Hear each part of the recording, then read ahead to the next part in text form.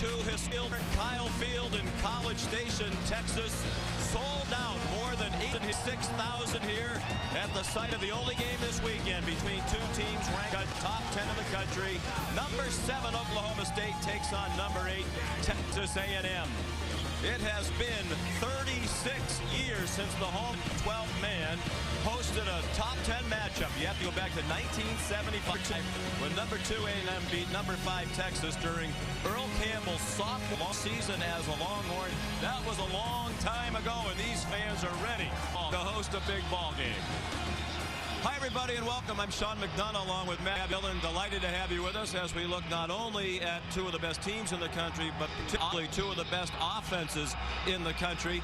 The last 3 years in this rivalry, the combined points have been at least 67, and we expect another shootout today as Oklahoma State rolls in here, Matt, averaging 52 points per game this year, more than 600 yards of offense, with perhaps the best quarterback-receiver tandem in the country. Yeah, they really do. You know, Brandon Whedon, the quarterback, came in a year ago, just started throwing the ball all over the field. And Sean, he has not stopped.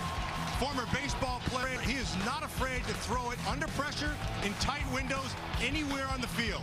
And the reason is Justin Blackman. Blackman just might be the best receiver of the NCAA. And he does it a lot of different ways. He can beat you with speed, he can beat you with power, but he usually beats you to the end zone. They've done it often. And here at Texas A&M, they have a terrific quarterback wide receiver duo as well. As a matter of fact, Jeff Fuller, their wide receiver, trying to make an argument that he is the best receiver in the country, even though Blackman won the Bolitnikoff Award last year. Well, he would make a case for it because there's a quarterback also who's throwing the ball all over the field. Ryan Tannehill, he really come on. He came on again a year ago. He started and just kept on coming. He's not stopped. He's gotten better. And Jeff Fuller, great range, powerful hands, attacks the ball. We're going to have a lot of points today. These two guys are going to be in the middle of it. Oklahoma State is 3-0, and the Aggies 2-0 as they take the field. Home wins for Texas A&M over SMU and Idaho.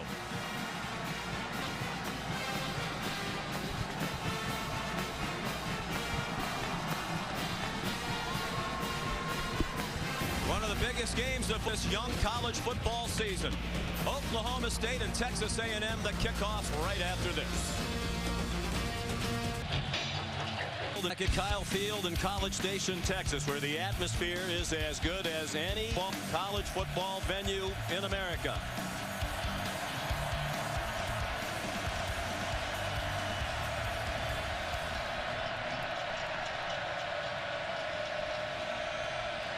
Deafening noise provided by the 12th man in the stands.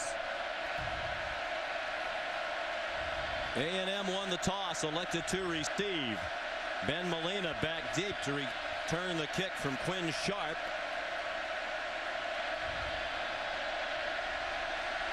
And we are underway in just the third top 10 matchup in the history of the stadium, which dates back to 1905. It's a touchback, and here's Janine Edwards. Well, Sean, for a matchup as important as this, the Aggies certainly wanted to be firing on all cylinders today, but they're not. Their best defensive player, cornerback Coriel Judy, is out. He pulled a hamstring this week. He came out for warm-ups in shorts with pink kinesiology tape all over the back of his leg. He would have been tasked with defending Justin Blackman. Also, their leading tackler and best pass rusher, Sean Porter, he's been battling a virus there all week. Barely took practice, but he is playing today. And wide receiver Jeff Fuller, he's been nursing a hamstring of his own. He only took half his reps in practice. Sean, not ideal for the Aggies. No, indeed, but they think they have enough to get the job done today. Tannehill out throwing on target. Zomo Wachiku for 8 out to the 28-yard line. Let's look at today's impact players. Brought to you by Chick-fil-A. Cyrus Gray, part of a backfield tandem with Kristen Michael. Gray's looking for 10 straight 100-yard rushing games, and Ryan Swope enters as their leading receiver. He's the slot receiver ordinarily. Both teams go up tempo.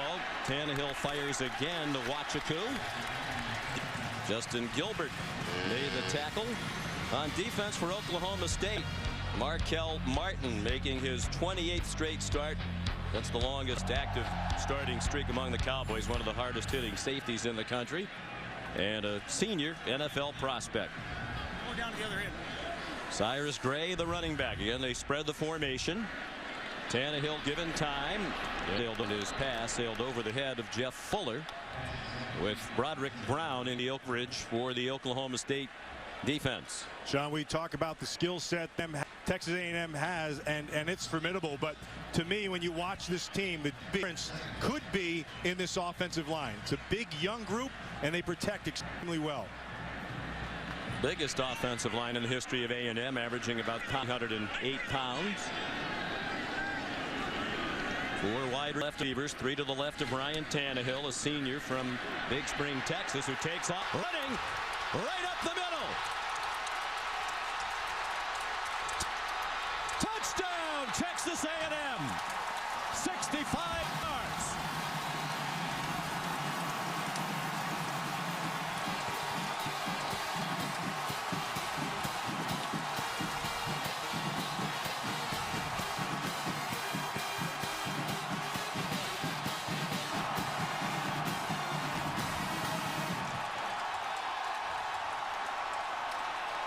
Well, you saw the great speed of Tannehill. He was a wide receiver earlier in his career. Matter of fact, played wide out against Oklahoma State in Stillwater last year. Randy Bullock at the extra point. Tannehill on the 4th play from scrimmage for the Aggies. 65 yards.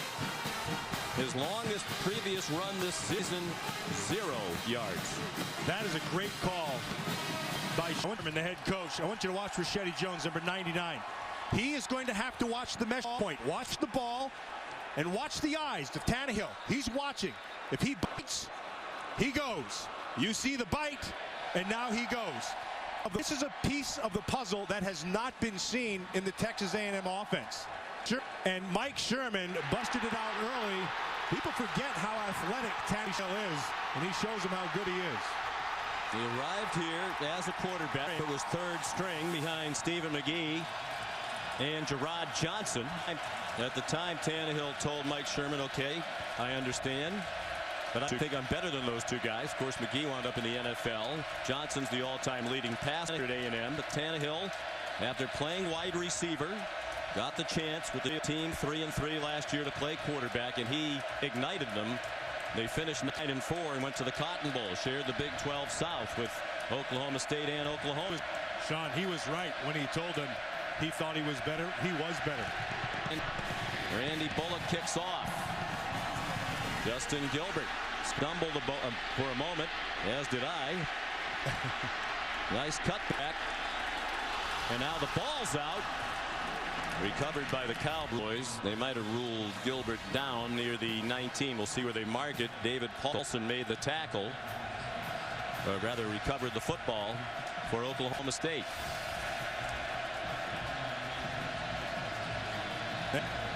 Now he's down when it came out. And they did mark it back at the 18, where he lost the football. But Gilbert, an excellent return man, brought one back for score last week at Tulsa. Stopped before the 20. And here come the Cowboys. One of the best offensive teams in the country in recent years, and again this season. Joseph Randall to the 21, a gain of 3. Let's look at today's impact players, including Randall's averaging 126 yards per game on the ground, 10th in the country. Josh Cooper, another slot receiver. Light swope of Texas A&M, regularly on the receiving end of passes from his quarterback. Randall out to the 25. It'll bring up 3rd down and 3. And the Chick-fil-A impact players on defense, including Sean Porter, as Janine said, missed this practice time this week with a virus at a very sore throat, lost some weight. But he's in there today on a very warm day with the temperature in the 90s. And sunny skies. Whedon, after the fake, has a 1st down. Good throw to the far sideline to J.C. Moore, his 10th catch of the season.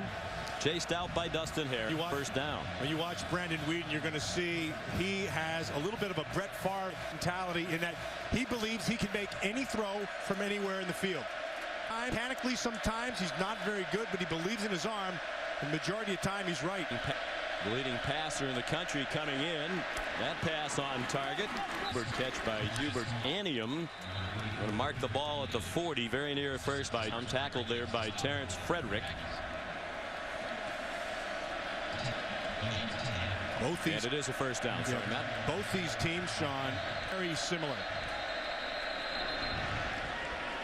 Flag on the play. Good substitution on the defense. 12 men on the field and the ball is snapped. 5-yard penalty. First down. Scott Novak, the referee, leading this Big 12 crew. Yeah, and that really, that's from the offensive side of the ball, and that's what they're going to try to do. They're going to make you have to match your pace. The similarities, both offensive lines, stable. Both quarterbacks, very good. Both have a receiver that can take you to the next level, and both have a running back who's capable of turning it into big plays.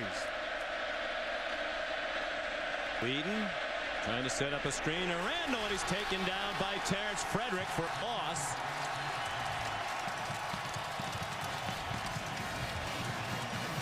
Loss of about 5 on the play, back to the 40-yard line. Sean, this is a blitz, and Frederick has Randall in coverage, and so he just gets it right away. Randall with running room across the 50 and out of bounds near the 30-yard line of A&M. Banged out by Stephen Campbell, the safety. 31-yard run for Joseph Randall, the sophomore from Wichita, Kansas. Look at the defense on the other side. Nobody was lined up. They did not get their call on time. That comes from the sideline. And they caught him. They caught him here again. Yeah, they caught Texas A&M with men coming on and off the field defensively. Well, on the defense, 12 men on the field when the ball is snapped. 5-yard penalty. First down. Tim DeRuyter is the defensive coordinator, one of the most animated assistant coaches in the country. And he's done a terrific job. They were one of the worst defensive teams in the nation 2 years ago. He arrived last year with a 3-4 defense, and they made a dramatic improvement. Jeremy Smith in a tailback. Whedon faked it to him, throws, incomplete. Justin Blackman couldn't take it in. Well, Tim DeRuyter, the defensive coordinator for the Aggies, is not afraid to bring pressure. He'll give you all kinds of different looks. And that's a rarity you're going to watch right there. Blackman rarely misses a ball. And that's on him.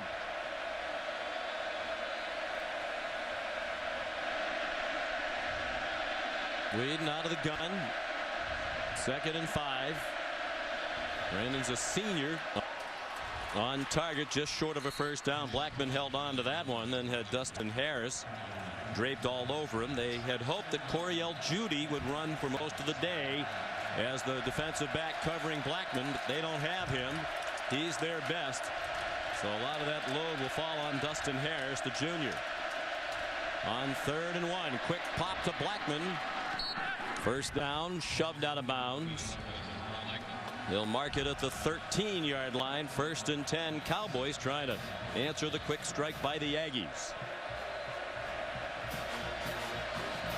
And now the umpire stepped over the ball. The rule is if the offense brings people in, you have to allow the defense to. And A&M had time that time. Dandel did not get back to the line of scrimmage. Sean Porter made the tackle. Tony Jared Eddy also at the bottom of the pile for their leading tackler for the season. And you heard Janine talking about his missing practice this week and being sick. He lost some weight. They had him on fluids. And he's walking around a little bit yesterday. You knew he wasn't going to miss this one. Whedon out of the gun. 4 receivers, 3 to his right. Just 3-man rush. All kinds of time. And again, the ball comes out of the hands of Hubert Anium. Terrence Frederick helped dislodge. But these Cowboy receivers aren't helping the cause on the opening drive. I'll tell you what else isn't helping their cause is Frederick. Frederick, number 7. He's been tough down here, boy. He's been on his coverage. He's been making tackles. They have a good and veteran secondary. Would have been a lot better with Coriel Dittity, but still plenty of talent back there. Frederick comes on a blitz. Didn't end the tackle on Randall. He dances to the 10. Tripped up by Trent Hunter. He's the senior safety. Former high school teammate of Terrence Frederick at Katy High School in Katy, Texas. Well, he does a nice job of making Fred miss, and then Hubert Anium, 84, does not get Hunter blocked. Credit Hunter for making him miss and making the tackle. So Mike Gundy sent the Eagle team out on 4th and 7 from the 10-yard line. A 27-yard try by Quinn Sharp, who's 6 out of 7 in field goals this year, and now 7 for 8. 13-play drive. But it doesn't take much time when the Cowboys are involved. As expected, each team's had it once. Each team has scored. Sean McDonough, Matt Millen, Janine Edwards in College Station, Texas. Big 12 opener between Oklahoma State and Texas A&M. The Aggies likely in their final year in the Big 12. They're heading, they hope, the SEC. They hope it's next year. Oklahoma State has won the last 3 meetings. Mike Sherman has not defeated the Cowboys. All them high-scoring affairs. That 3-game winning streak, the longest in the rivalry for the Cowboys. Ben Molina with a chance to kick the Quinn Sharp kickoff. It's Stephen Campbell who brings it back to the 21-yard line. Andre May made the tackle. Here for key injuries there for Florida State, including E.J. Manuel, the quarterback. Ryan Tannehill on 1st and 10 from just across the 20. 9.5 minutes to go, first quarter. Tannehill taken down at the 25. Gain of 4. It'll be 2nd and 6. Alex Elkins made the tackle. We talked about that big offensive line, but the flip side to that is neither of these defenses possesses a good pass rusher. They need schemes to generate the pass rush. Bill Young, longtime college defensive coordinator, runs the defense at his alma mater, Oklahoma State. Cyrus Gray ahead to the 30-yard line. Christian Littlehead made the tackle, and the head coach at A&M is Mike Sherman, best known for his 6 years as head coach of the Green Bay Packers. Prior to that, he had been an assistant here at Texas A&M. His 4th season here. Steady improvement every year, up to 9 wins last year, and they believe they're better than that this season. 3rd down and 1. Gray running laterally and makes the cut to get the first down. Sean Lewis and Caleb Levy made the stop for Oklahoma State.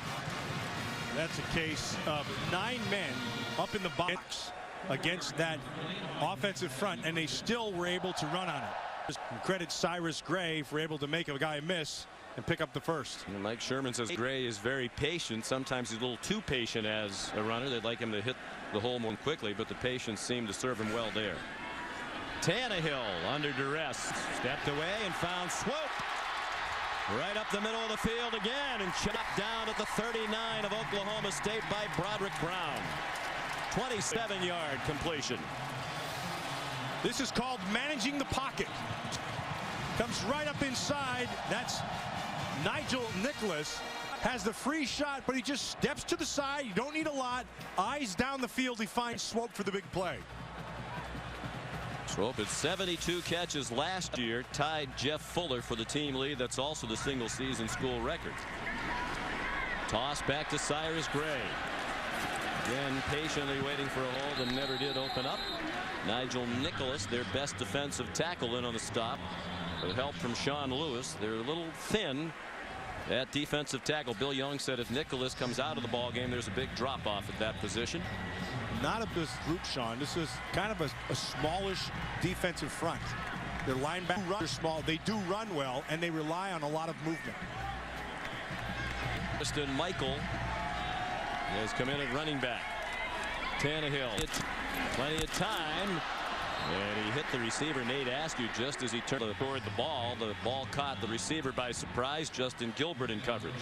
I learned from Coach John Madden a long time ago that when he looks at an offensive line, he likes to have them down in their stance, and he stands behind the line and he looks at those big old keisters.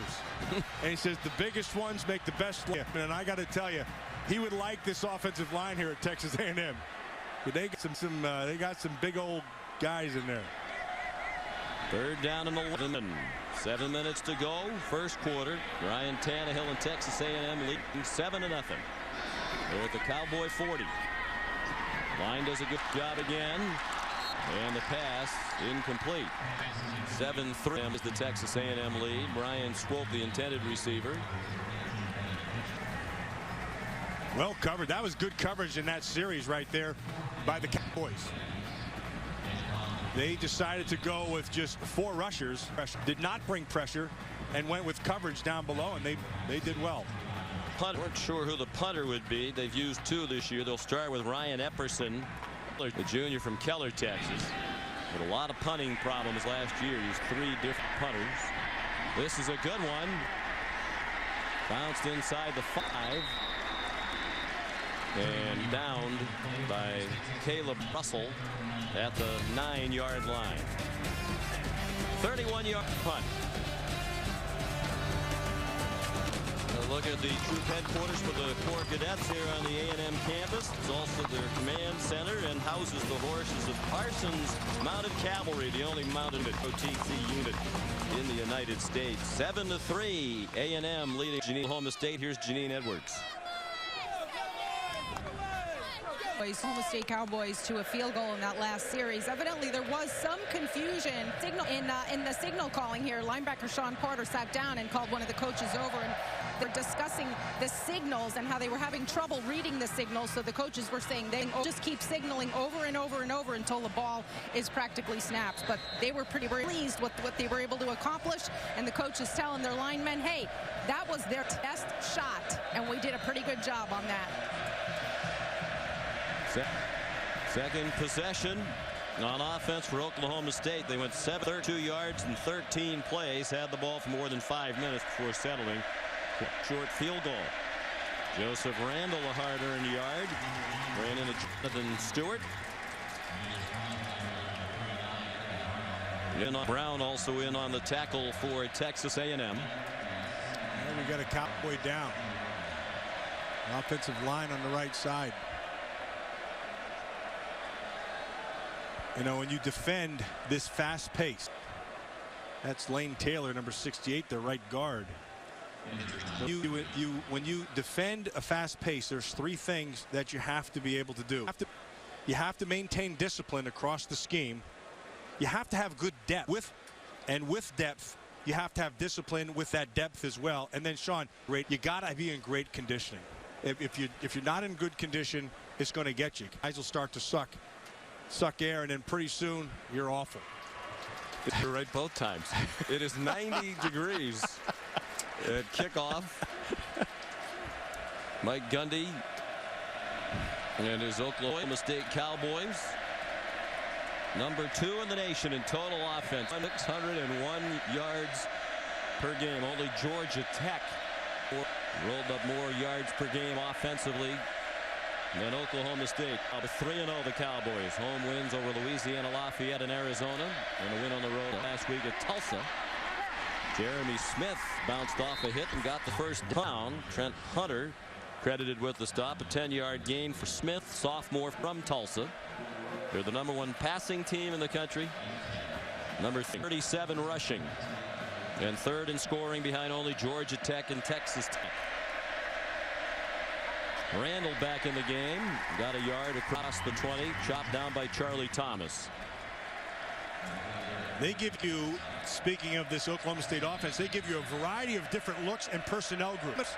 And it's incumbent upon the sideline to be able, if you're going to make substitutions, you have to be sharp. You have to be sharp in the sideline. That's what Janine was talking about. Part of it's the signals. The other part is getting the right people in the game.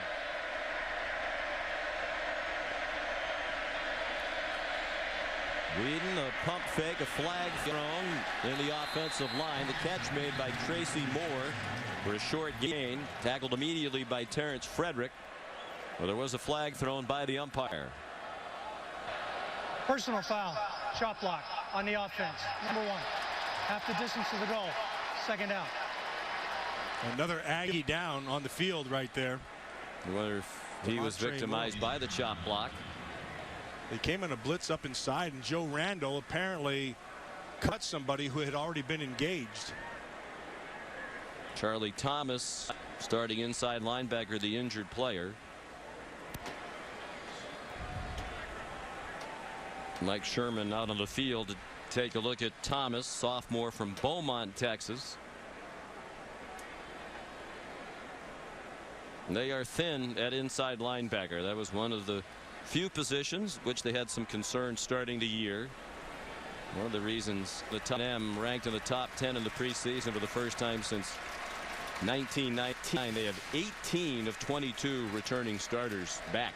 Watch Randall. Yeah, see, he already drew a bead on him before he could be engaged by the offensive guard. That's Jonathan Rush, number 70. So he had head down, and they made the right call.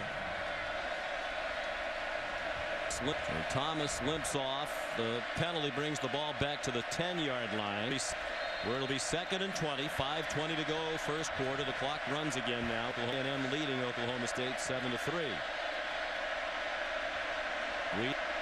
Whedon, 27 years old, spent 5 years playing minor league baseball. He was a pitcher. Hands it off to Randall. Ahead for a yard and a half. Wrapped by Sean Porter.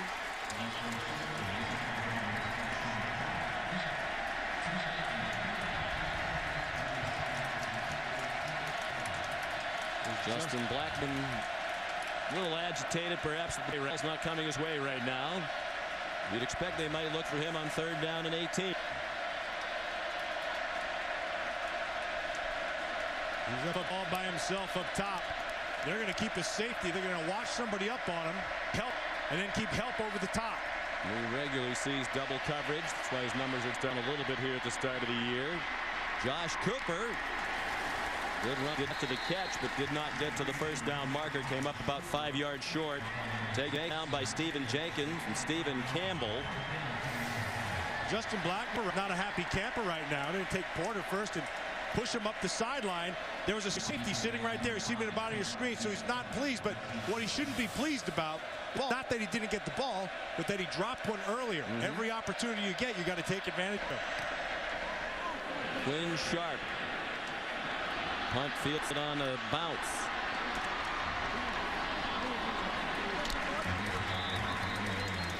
Henrik McNeil the return.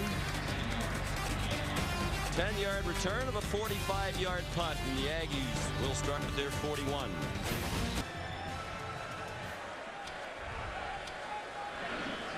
There are 4 games this weekend matching ranked teams. This is one of them. The game tonight obviously is as well. In this one, number 8 A&M leading number 7 Oklahoma State. Cyrus 3. Cyrus Gray, a first down carry out to the 46 against the 5 for Texas A&M. For the Aggies, ball is at the A&M 46. Ryan Tannehill, the quarterback from Big Spring, Texas, near Midland, about a 6-hour drive here. Look out from behind. He stepped away from it, felt the rush beautifully, and found Ryan Swope again. Swope weaves inside the 30, shoved by Markel Martin at the 27-yard line. 27-yard gain, 1st and 10. Sometimes you just have to buy some time. This is the 2nd time in as many carries that Tannehill has done that and made a big play out of it.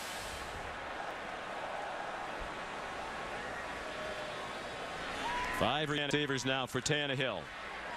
Throws short, bobbled and dropped by Jeff Fuller. So each of the headline receivers, 2 of the very best in the country, Blackman and Fuller, have had a drop today. Jeff Fuller, a little bigger man than Justin Blackman, 6'4". Justin's like 6'1.5". Both are powerful, and boy, they're fun to watch go after the ball. We welcome the opportunity to make a statement in a head-to-head game. Obviously, we're not on the field at the same time. Swope took the handoff and slipped down for a loss. Nigel Nicholas nearest him. Caleb Levy also nearby. Ball back to the 31-yard line. 3rd down and 14 for A&M. 2.5 minutes to go, first quarter. The difference in these 2 quarterbacks through this first quarter has been Tannehill's ability to run and make a play with his feet. So that becomes a big part of the things you have to Take into account now defensively. On the fringe of field goal range here. Passed ahead to Kristen Michael. He got to the 26, at least make it a more likely field goal attempt from Mike Sherman. Sean Lewis made the tackle, and Sherman will send the field goal team out. Here's Randy Bullock, 5 out of 6 this year with a long of 46. This will be a 43-yarder from the right hash mark.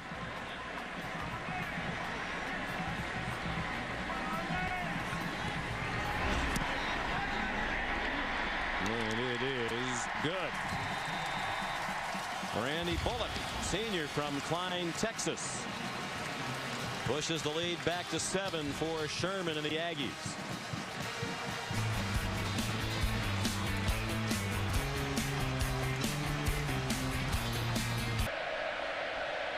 Back in College Station, Texas.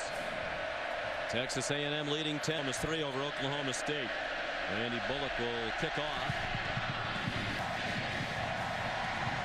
A little breeze there is at his back, and Justin Gilbert decided to take a knee a yard or two deep. Well, frustrating first quarter for Justin Blackman. Well, he's one of the top receivers, if not the top receiver in the country, and this is a rarity, but it's an opportunity that he misses.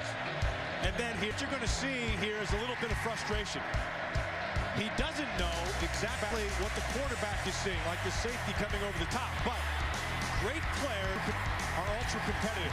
They know they can make plays, and they want the ball all the time. And the best way to take care of that right now is get Justin Blackman the ball now. He has 2 catches. Last week at Tulsa, he had a string of 14 straight 100-yard receiving games snapped. It was the longest set streak in the history of FBS football. That is ruled a catch by Hubert Anium right in front of the A&M sideline, and no argument there. 11-yard completion to the senior from Garland, Texas, Anium. Nice job of getting. That's right here. See, his eyes are right on top of it. He's watching the whole thing. He gets his hands underneath and moves to the catch. And Oklahoma State snaps it quickly. The crowd wanted a replay review. Ty Staley, the fullback, shoved out by Caleb Russell. Now this is where the conspiracy theorists come in as well. A&M is leaving the conference likely at the end of the year. So we've seen other situations in recent years, teams moving conferences. They believe the officials are out to get them once they've announced they're leaving. Another 11-yard gain, 1 minute to go, first quarter.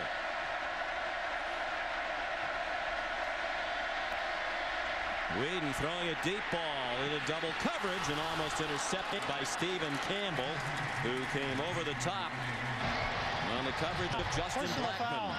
Hands to the face mask on the offense, number 61. 15-yard penalty, first down.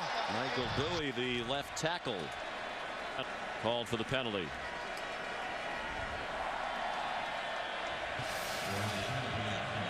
You see Bowie right down here. Yeah, he got his hand to the face mask. He just, yeah, he had it. That's a good call. And then here's Blackman on the top. You're going to see him working. Now, he is not on top of that coverage. And the safety's tracking the ball. That's great coverage by A&M. First and 25. Ball brought back to the 27-yard line. Just a 3-man rush, and they get there with 3. Whedon sacked at the 23-yard line by Demontre Moore. Sean, you said it. A 3-man rush, which means they're dropping 8 in coverage, which means it's tougher to find the open receiver. And then it's incumbent upon to do 3 up front to do something about it, and they do. Money marked at the 22. 2nd and 30.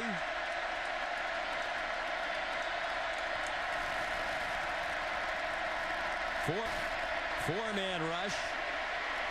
Look out from behind, and Whedon down back of the 9 in the arms of Sean Porter.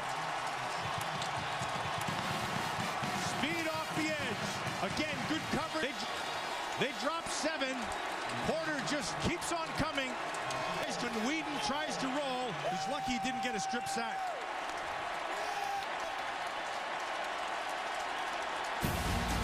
end of the first quarter. Texas A&M leading Oklahoma State 10-3 in this top 10 matchup.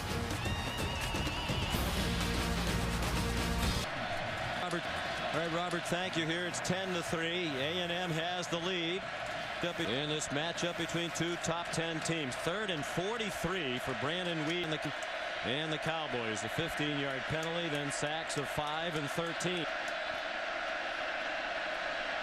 Let's see what they have on 3rd and 40. It's the quick pass to Josh Cooper. Quality gain. He got 13 yards, but they need 30 more. Lionel Smith made the tackle, and the punt unit comes out for the Cowboys. Quinn Sharp is the punter. He already made a field day. He's punted 9 times this year for an average of 49.2. And this is a bomb. Henrik McNeil caught it at his 23. Now, flags are down. He's down.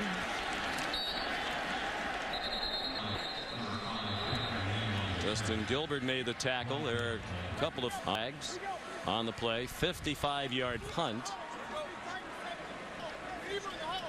5-yard return.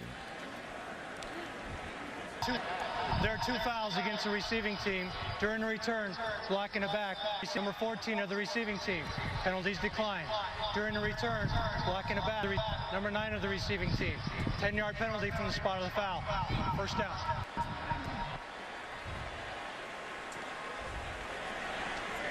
There's been a very emotional, very sad week for this Oklahoma State football program. 3rd from the camera with the glasses is Glenn Spencer, co-defensive coordinator and linebacker coach. Last Saturday night, when they were playing at Tulsa, he got a call that he needed to come to the hospital. His wife, Angela, who received a heart transplant a year and a half ago, wound up passing away at the age of 46 Saturday night. Mike Gundy found out during the game. He told the team after their game that ended at 3:36 in the morning because of weather delays. And it has been, as you might imagine, a very emotional week for Coach Gundy. The staff and players remembering Mrs. Spencer with helmet stickers. Team attended a visitation on Tuesday night. Mike Gundy traveled to the funeral in Georgia. On Thursday, Glenn Spencer was away all week and returned here today with his 2 teenage sons. Tannehill under duress and taken down. Ryan Robinson with the sack. Obviously, our deepest sympathy to Coach Spencer. His boys Luke and Abraham arriving here at the stadium with their dad before the game.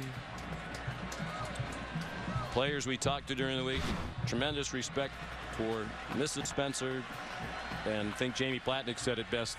Those boys are lucky they have a wonderful man as a father. Kristen Michael in running back for A&M. He's out to the 21-yard line. Markel Martin made the tackle. It'll be 3rd down and 3, a 10-yard gain.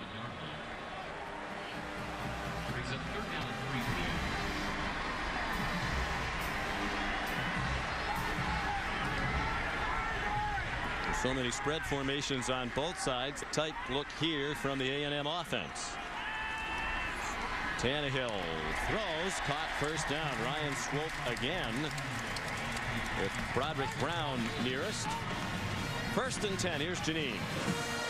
And getting back to the Glenn Spencer story, you know, it was Markel Martin who went to the equipment staff and the trainers just yesterday and said, guys, we really need to do something to honor Angela Spencer. It was his idea to put the helmet stickers, and it was only upon Glenn Spencer's approval that the stickers were made. Glenn didn't want to make a fuss. He didn't want anything done. But because a player asked for it, he agreed. Jeff Fuller, the receiver. Markel Martin, a terrific team leader there at Oklahoma State. Mike Gundy said it was the first time he'd ever missed practice during his time as a coach, assistant, or head coach, but obviously it was much more important to be at the funeral on Thursday. Returned to still and traveled down with the team yesterday. Here's Kristen Michael. Great spin move. He got about 6 more yards. Out to the 44-yard line. A 14-yard run for Michael, who missed the second half of last season with a broken wrist, and that's when Cyrus Gray became their featured back. Well, he's able to make that spin because they can call because that offensive line is winning the battle up front. We talked about it earlier in the game. We thought that they would be a big part of it, and it's turning out to be so. It's a talented young offensive line. Tannehill under center now. Michael, big hole created by that offensive line. Off left guard. Antoine Lowe had to make the tackle. A safety. That's a 9-yard run for Michael. Just a nice job of bodies on bodies. 61 Patrick Lewis, Brian Thomas 71, Jokel, the left tackle 76. They're young, like I said earlier, but that's a good group. Michael was their featured back last year before the broken leg. He carries for the first down. He and Cyrus Gray are the best of friends. When Michael broke his leg, Gray was the first man at the hospital to come visit him. And they both say they have absolutely no ego about who gets how many carries, and they're pretty effective tandem right now. There's Cyrus Gray, 32, but Michael is a little more explosive into the hole. Cyrus Gray, like you mentioned earlier, sometimes he hesitates just a little bit. He's a very patient runner, and sometimes that patience kind of backfires on him. Tannehill looking to the sideline. He gets some signals, and they're going to use a timeout. He didn't seem to understand what they were signaling to him. Mike Sherman is the play caller. Acts as his own offensive coordinator. And there's a look at the coach's trophy presented by Dusty Pepper. It's on a season-long tour, stopping at key games every week. It'll be awarded to the winner of the 2012 All-State BCS National Championship game in New Orleans on January 9th. These two teams hoping to be part of the national championship picture. Obviously, the winner takes a big step forward. Also with an eye toward competing and all alike with Oklahoma for the championship in the Big 12. Ryan Swope, his fourth catch of the day. He's out of bounds inside the 40. Mark it at the 35, about a yard short of the first down. Good read by Tannehill. Well, he knew that he had Wachiku out there as the blocker. Gets it into Swope's hands, and I'll tell you, Swope's one of those guys, if you forget about him, he will kill you. And even if you're aware of him, he can still beat you. He's excellent speed. Not a lot of wiggle in him, but very versatile. This kid's a valuable player. Running back in high school, runs a 4.40. They think he might be the fastest player on the offense. Michael's plenty fast. Out of bounds at the 17-yard line with another first down, shoved out by Justin Gilbert, who prevented a touchdown. Just a nice job of watch his eyes. He's just good vision, and then it's just be a good football player. Just bounce it to the outside. Trust your offensive lineman. Michaels, he showed up in a big way here this first half. 5 rushes for 58 yards. To the end zone, caught, touchdown, Jeff Fuller.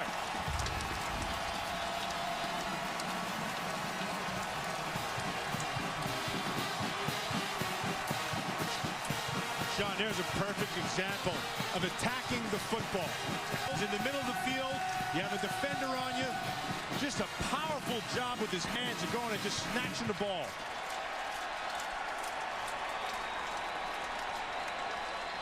First catch of the day for Fuller, 17 yards, caps an 86-yard scoring drive in 10 plays. Puts them up by 2 touchdowns. The extra point to come from Randy Bullock.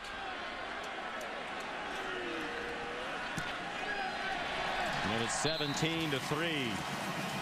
A&M record 29th career touchdown reception for Jeff Fuller, the senior from McKinney, Texas.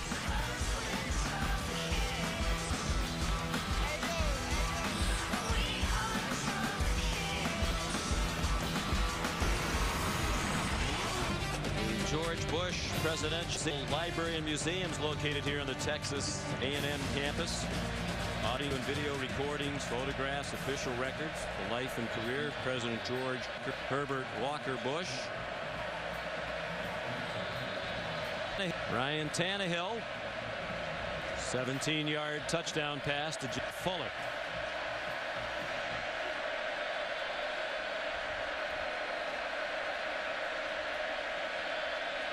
17-3 A&M as Randy Bullock kicks off.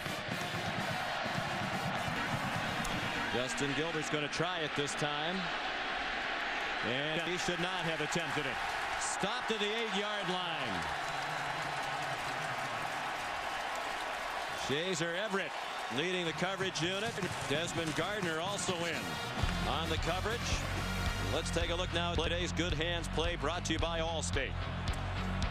That's Markel Martin, number 10 to the left in the defense, and Jeff Fuller. And both these players will be playing on Sundays. This is just a nice matchup and good coverage, but watch them just go attack the ball at its highest point and snatch that thing and bring it in, and that's the difference in the play. Well thrown ball, and Fuller comes down with it. Oklahoma State again with poor field position, starting from their 9 on a slant. Justin Blackman out to the 29. 20-yard gain, first down. Cowboys with their 4th possession haven't started beyond the 20 today. I expected to see this on the last series. You need to get him involved. They go to Hubert Anium, far sideline, forced out at the 35-yard line, a gain of 6. And they're going particularly quickly on this possession. Whedon right back in the shotgun with Randall behind him. Kind of a pistol look. Randall got away from the tackler behind the line of scrimmage. Tony Giardetti finally got him down with help from Demontre Moore, but it's a first down for the Cowboys. Or is it? Looks like they're going to mark it just a little bit short. 3rd down and inches. I'd have asked for a measure right there. And I believe there is some confusion. I thought live well past the yard to gain. And now they're going to move it. Yeah, Mike Gundy was on the sideline yelling at the officials. And then the side judge over there, he not walking in, and then that's when they moved it. Good job by Gundy. It is 1st and 10. A&M's a blitz, brings a blitz. Josh Cooper, the receiver, stumped ahead to the 43. Gain of 4. Trent Hunter tackled, described by Coach DeRuiter as a peanut, generously listed at 5'10", is the safety for Texas A&M. But I guess it's fair because Hunter says Coach DeRuiter's crazy. Yeah, exactly. And he said it in a good way. Yes. Just like called him a peanut in a good way. But that kid's a player. Good ball skills. Yeah. You don't need to be gigantic to play safety in college football, and play it very well. Tracy Moore, the run after the catch to the 46 of A&M, and looks like Oklahoma State starting to get in a little bit of rhythm on offense. Yeah, they're going a little more up tempo because they're going to the short passing game. A&M is playing off in their coverage. Now they're manning up, tight at the line of scrimmage. This is where I look for Blackman. Williams missed on only 2 passes. He's been hacked a couple of times after the fake. Cooper got leveled. Terrence Frederick popped him. The pass fell incomplete. 2nd and 10 is coming with 8:46 to go in the half, and Cooper wants to come out after he got rattled. Yeah, not a smart throw there. When you have man coverage like that, you're underneath stuff. They're going to jump the coverage right away. Every now and then Whedon gets a little floppy. He had thrown 6 interceptions in the first 3 games.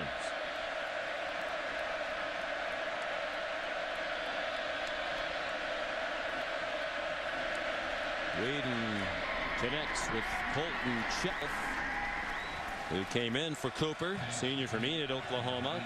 He's at the 40-yard line, 4 yards short of the first down. Justin Blackman's off the field, which I'd have him on the field all the time. And Cooper's still out of the game as well, so they were their 2 best receivers for this 3rd down and 4 at the A&M 40. Aggies showing blitz. They rush 4. Whedon with plenty of time, throws to single coverage, incomplete. Looking for Joseph Randall. Sean Porter, the linebacker, running with the running back. It was going to be a wheel route up the left sideline. He had plenty of time for that. He could have taken that thing deep on Porter. He tried to throw it, to his back shoulder, but Not good decision making right there in at the end of that series. Well, Quinn Sharp on the punt. Hangs it very high in the air. And it is a touchback. Just barely.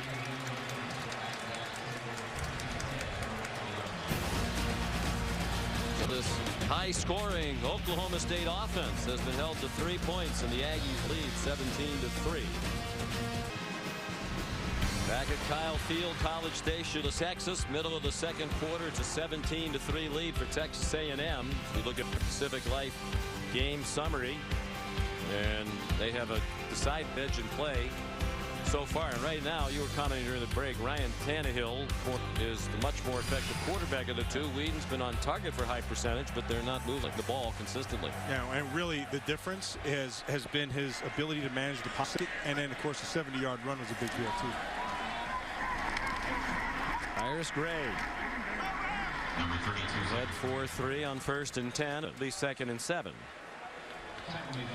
Here, Sean, we just had an opportunity to sit down and talk with Tannehill yesterday. What a, just a great kid, nice looking kid. Watching him practice, the ball comes out where it has to be all the time.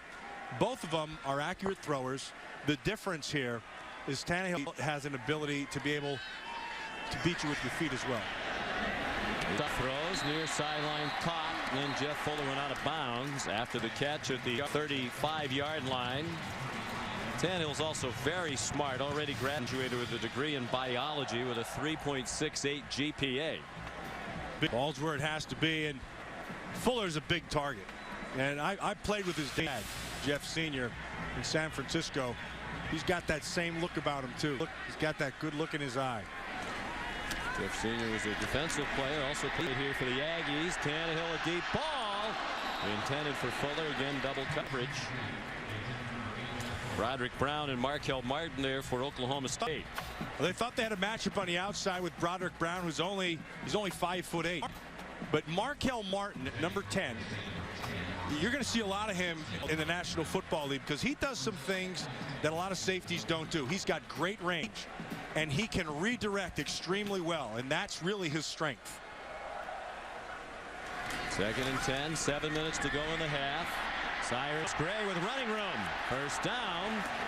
Gain of 11 to the 46-yard line. Run out by Broderick Brown. That's the decisiveness that Mike Sherman's looking for. Get through the hole. When it's there, take it. Don't hesitate. Patience is good. Being his runner's patience, but then there's a time to just blow through the hole, and he did it there. Gray just 27 yards run. Tannehill in trouble after the fake. Got away from Rashedi Jones and found his man Jackson for his first catch of the year. Junior from Navasota, Texas, down the street with an 11-yard gain. Well, he can thank his first on the feet of Tannehill. Again, his ability to move the run and throw on the run is really good. This is a good player. From the Cowboy 43, they bring a blitz. Tannehill rolled away from it and throws it away. Thank you, Robert. Ryan Tannehill handed it off straight ahead to Cyrus Gray. Tripped up by Caleb Levy and Nigel Nicholas. Gain to the 38-yard line. It'll be 3rd down and 6. Sean, regardless of the runner, this A&M team has been taking advantage of Brian Thomas, Patrick Lewis, and Shep Klink on the inside. Those interior three, they have been pounding the defense of Oklahoma State. We should be all the way back to this dog. Tannehill throws, and a catch made. Randall Jackson, who didn't have a catch all year, has now made 2 on this drive. That one an acrobatic effort. Good for 16 yards to the 22 and a first down. Able to be patient in the pocket, great protection. And what a nice catch. Just goes up and gets it. Little bit of bobble. Make sure he comes down with it.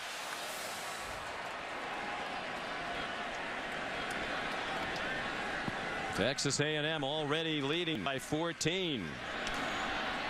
In the red zone again now is Cyrus Gray just across the 20. Markel Martin, another tackle for Oklahoma State. We're down to 5:10 remaining in the half and the clock running. And you start talking about your safeties dropping down. That's not a good sign for the front seven of your defense. You talked a little bit earlier, Sean, about how their linebackers, they felt they had to have them step up and play a little better. And watching them on tape, they do. They're not a real downhill group.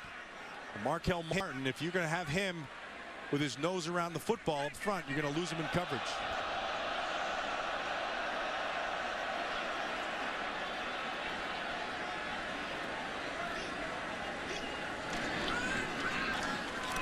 Tannehill in trouble after the fake, dropped for a loss of 2. Caleb Levy made the tackle with help from Sean Lewis. They tried to create a short corner. They're going to give him the old okey-doke.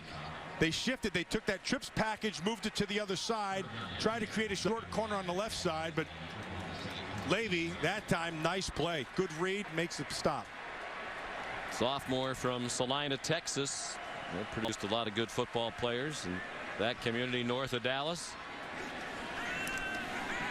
Tannehill zips one, caught. Henrik McNeil taken down near the first down. Looks like the official on the far side of the field is going to give him the forward progress inside the 12 and a first down for A&M. Well, McNeil almost okey-doked himself. He makes the spin, just get up the field. Then he stops and makes. Now, I'm not sure if he got that, but he got a healthy spot, and they're going to give it to him. 11-yard gain. Tannehill up to 155 yards passing. Deep handoff to Cyrus Gray, and cannot turn the corner. Sean Lewis, sophomore from Missouri City, was a freshman All-American last year, and Bill Young says he has picked off right where he left off, doing a tremendous job for the Cowboy defense. Yeah, Sean Lewis can run, but makes the tackle, but the play was made up front, looked like by Rashedi Jones, by getting some pressure up inside and forcing him to go wide. Then Lewis is able to make his speed make the tackle. There's Bill Young, defensive coordinator.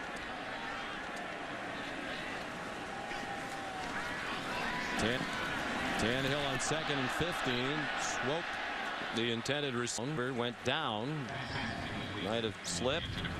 Alex Elkins had the coverage.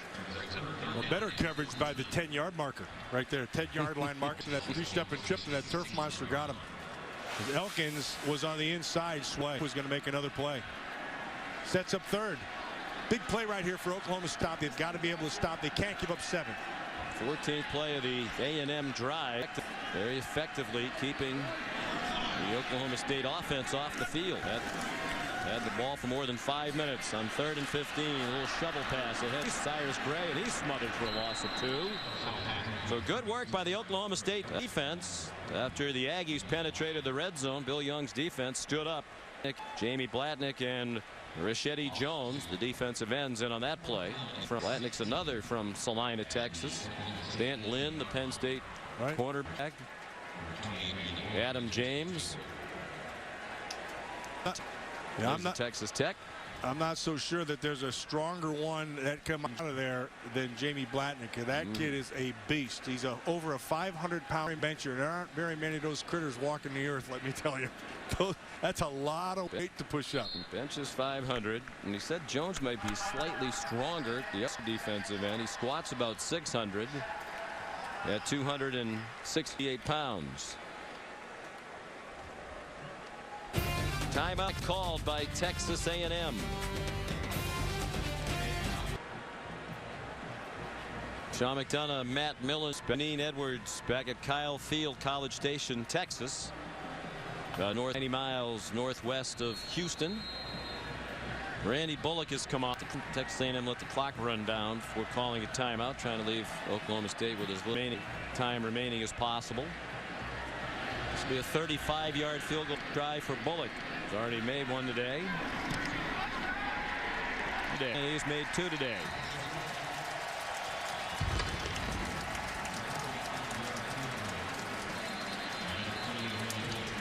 35 yards officially by Bullock, and it's 20-3. Impressive performance all the way around by A&M, particularly on defense. Here's a look at today's Aflac trivia question. We want to know who was the oldest player to win the Heisman Trophy. Topical today because Brandon Weeden has been billed as a Heisman Trophy candidate. He is 27 years old. He'll be 28 next month. Think about the fact he is 2 months older than Aaron Rodgers of the Green Bay Packers. Aaron Rodgers is just a kid. Relative to Brandon Weeden, he is 2 months younger. A rough half for the offense, only 3 points on the board. Oklahoma State came into today's game having scored in every quarter of the season so far. Keep in mind, last year these two teams played. Oklahoma State was down by 14, and they came back fast and furious in the second half on the strength of Weeden's arm. They won on a last-second field goal to win 38-35. A&M made 5 turnovers last year up in Stillwater to blow that lead.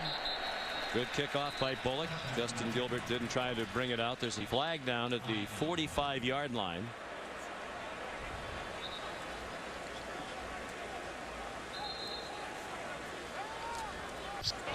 Offside. Kicking team number 44. 5-yard penalty. Re-kick.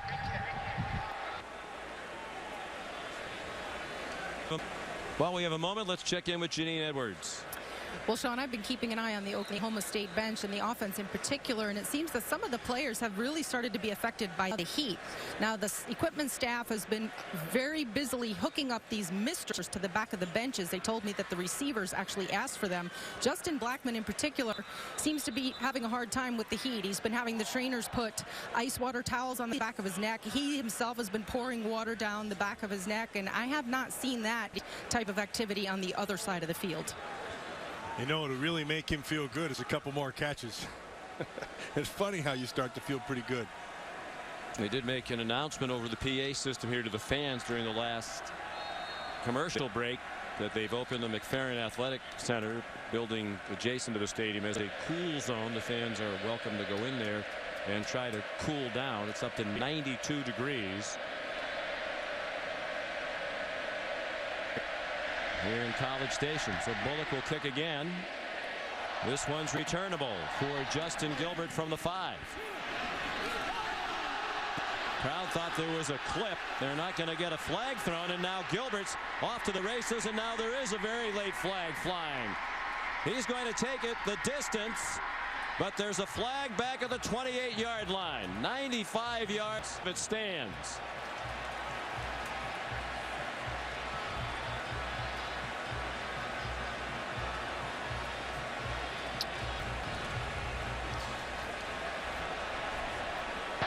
During the return, holding receiving team number 3. 10-yard penalty. First down. They're going to call a hold on Oklahoma State, but they got away with a block in the back. Lindell Isaac Massalera called for the hold. Yeah, and watch right here, Lindell Johnson, number 27. He's going to get a push. That's right there. That's the one they got away with, but they did not get away a hold. Hard to believe they missed that one. I mean, it was within a couple of feet of the return man. Everybody else in the stadium saw it.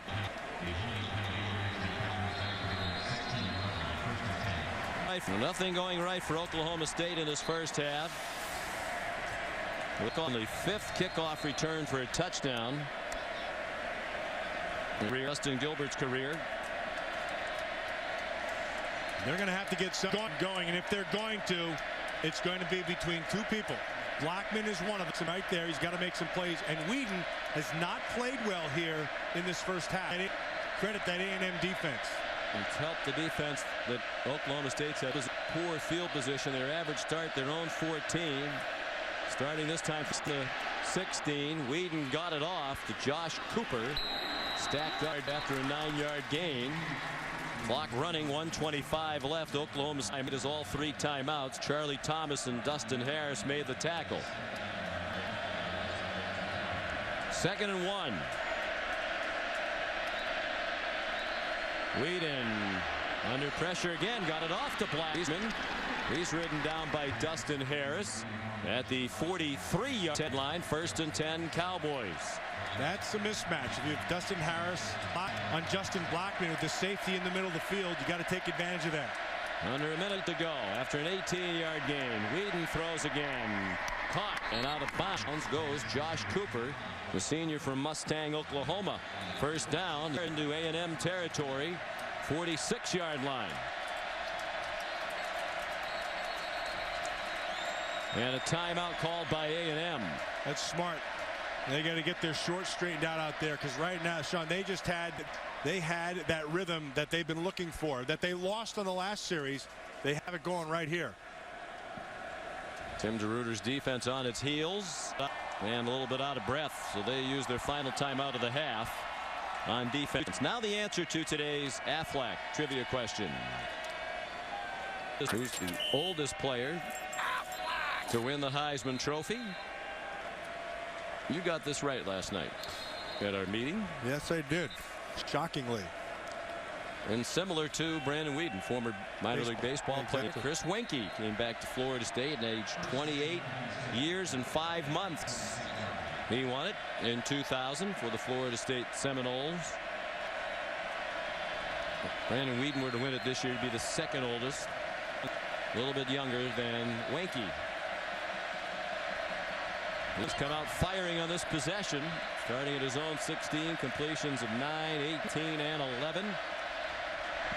And still all of their timeouts. Blitz off the corner, and the pass went over the head of Josh Cooper, who stumbled down. First it was the 10-yard line that had good coverage, and now it's the 40-yard line that had good coverage. Both times the turf monster got him. Charlie Thomas is down again. He was injured earlier and returned to the game, grabbing at his groin. It's a challenge when you face these blitzes. They blitz a lot of people from a lot of different places. Todd Monken is the offensive coordinator for Oklahoma State in his first year back in Stillwater, working with Mike Gundy. For a while, was an assistant for a while with the Cowboys under Les Miles. Went off to LSU with Les, then went on to the NFL in Jacksonville.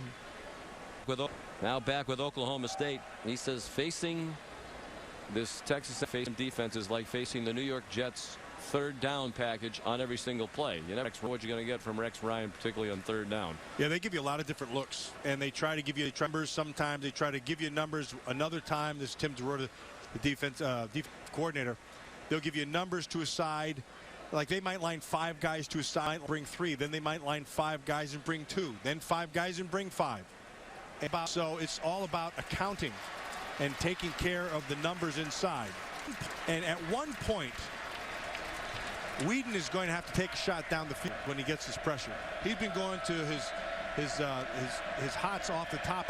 Now this isn't a hot read on this last one, but he's going to his underneath stuff. At his point, he's going to have to take a shot. Todd Monken nearest in the camera, calling the plays. A little frustrated right now. They have 193 yards of offense, but just the 3 points. Had to march the long field every time. Another blitz off the corner. He got it off, but Cooper couldn't catch it. Lionel Smith had the coverage. 3rd and 10, 44 seconds left, and all 3 timeouts left for Oklahoma State. They're out of field goal range right now. That was the right read by Whedon, and he had time. Just wasn't accurate. And Cooper did look a little bit tired as he tried to run down that throw. The 2 out of 6 on 3rd down. Whedon's going to try to run. Slides down after a 2-yard gain. That doesn't do them much good. Clock runs. Didn't get him into field goal position. And now Mike Gundy has to figure out what to do. They're letting the clock run down. It's 4th down and about 8. I don't understand at all. That's just poor clock management right there. And actually, Sean, that was a poor play by Brandon Whedon. If you're just going to get 2 yards, throw the ball away. If you're going to take off and run, then take off and run. We're going to let it run down and either throw a Hail Mary or try to kick a exceptionally long field goal on the last play of the half. And that's what they do. Timeout called with 1 second to go. The clock ran out. But it looked like Mike Gundy had signaled and received the timeout from the official on the sideline. Some of the Aggies had made their way to the locker room. Oklahoma State, first charge of the first half, 30-second timeout. Timer, please reset the game clock to 3 seconds. 3 seconds on the game clock. And now I think he'll take a shot into the end zone. Brandon Weeden has not played well here in this first half. It says a lot about his skills when you're 17 for 23 for 153 yards and a half. Right. And it really hasn't been his best effort. Well, part of it is Tim DeRuyter, the defensive coordinator, has been giving pressure or the illusion of pressure and forcing him to have to go to either hot reads or underneath throws. And then they've been able to defend them. At one point, like I said, he's going to have to trust the protection and take a shot down the field. Well, a Hail Mary in all likelihood. And Weeden is sacked to end the half by Sean Porter.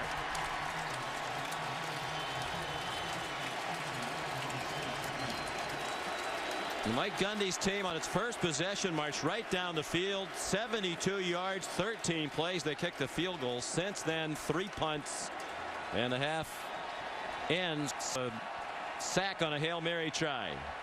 3 sacks by the Aggie defense. They lead the country in sacks per game. Here's Janine. Coach Gundy, you knew the pressure was coming, but how can you get something going offensively here? Well, we've really moved the ball fairly well. 10 yard inside our own 10 twice, and we sputtered out. Then we had 2 15-yard penalties to first ourselves out of it in the first quarter. And then on defense, we're not tackling very well. We've missed about 6 tackles, best I can count, that would have given them or did give them an opportunity to convert drives. What are you sensing? What's the vibe from your players right now? Well, we're a mature team. Our guys will rally back. We'll get them going in the second half. We got to get tempo on offense. We have to eliminate penalties, and we have to tackle better. All right, we'll see you second half, Coach. Thank you. And the ball team will get the ball first to begin the second half. They love it here at Kyle Field. Texas A&M at the leading number 7 Oklahoma State 20-3. Stay tuned for a complete halftime report after these messages.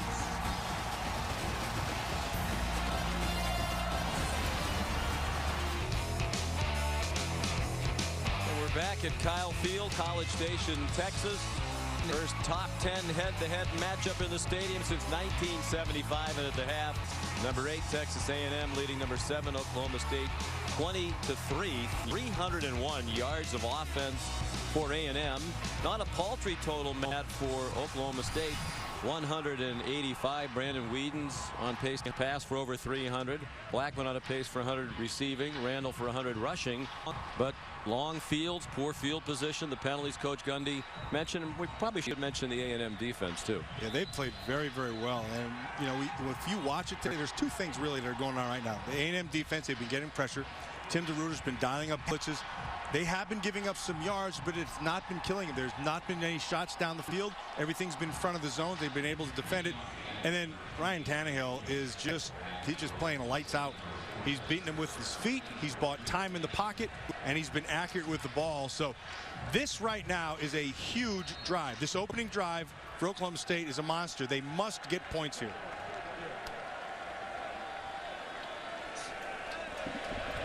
Randy Bullock will kick it off for A&M. Hubert Antium, Justin Gilbert back for the kickoff for the Oklahoma State Cowboys, and the second half is way. Backpedaling is Gilbert. Wind has actually changed directions, and the breeze was at Bullock's back for that kickoff. Let's take a look at our Pacific Life game summary. Ryan Tannehill electrified this crowd just a minute, 1 second into the ball game. And he kept it and went 65 yards for a touchdown. Jeff Fuller on the receiving end of the other touchdown scored by Texas A&M, and Justin Blackman frustrated at time to time. He had a big drop. Caught 4 balls. We said on a pace for 9 yards. He has 49 yards receiving. They flip it to him coming. It's 2. They flipped it to coming across the formation. He got to the 28-yard line. Dustin Harris, Sean Porter made the tackle. A gain of 8.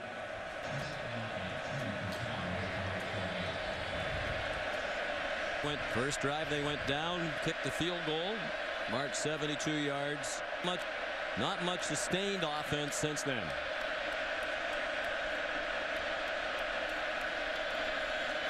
Whedon, a little bit incomplete, a little bit behind Blackman. He couldn't hang on. Dustin Harris had the coverage. Let's welcome back in Janine Edwards. Well, thank you, Sherman. I caught up with Mike Sherman at halftime, and he said to me, the one thing I was most happy about is that we got that stop at the end of the first half. He said that could have swung momentum up for us and down for us, and I'm really glad that that didn't happen. He said, my guys are really excited now. He said, I really like the way they're flying around, but the one point I drove home in the locker room was, hey, you played the first half pretty well, but I know you can do better. I want to see better playing this second series. Joseph Randall carried for the first down on 3rd and 2. Whedon back very quickly, finds Josh Cooper, and he's dragged across the boundary near the 40-yard line on the far side by Lionel Smith.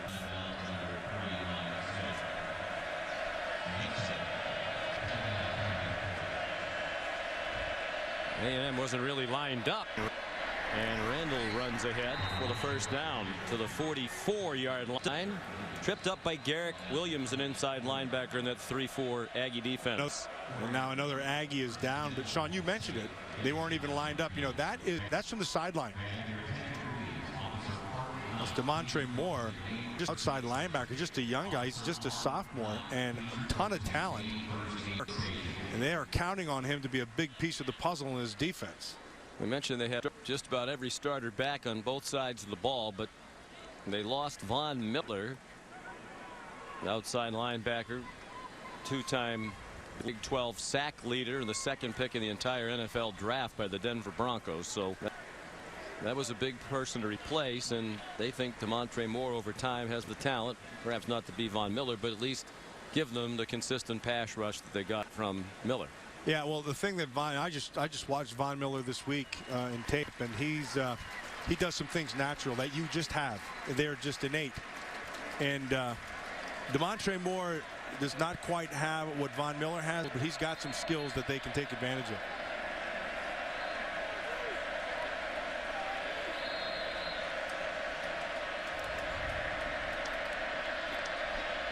First and 10, Oklahoma State. Had a little rhythm going in the first minute of the quarter. Let's see if they can keep it going after the injury stoppage. Whedon's pass incomplete off the hands of Hubert Anium. Lionel Smith in coverage. Brandon Whedon, they're doing what Tim DeRute has been doing. He's been blitzing both A gaps. Those are inside blitzes. And Brandon Whedon has not been handling those blitzes very well. He's been getting rid of the ball, not in rhythm. He's been rushing himself. Same play they ran earlier, the flip ahead to Cooper. Walk the tightrope, and they're going to mark him out at the 48 of A&M, about first yard shy of a first down. It'll be 3rd down and 2. Very quickly back to the ball. Handoff straight ahead to Randall. He lunged the ball forward and might have picked up that first down with that effort. Garrick Williams leg tackled him. Again, defensively, A&M is not getting lined up. And that's not because they're rotating men. They didn't get the signal in time, and guys are still to the sideline.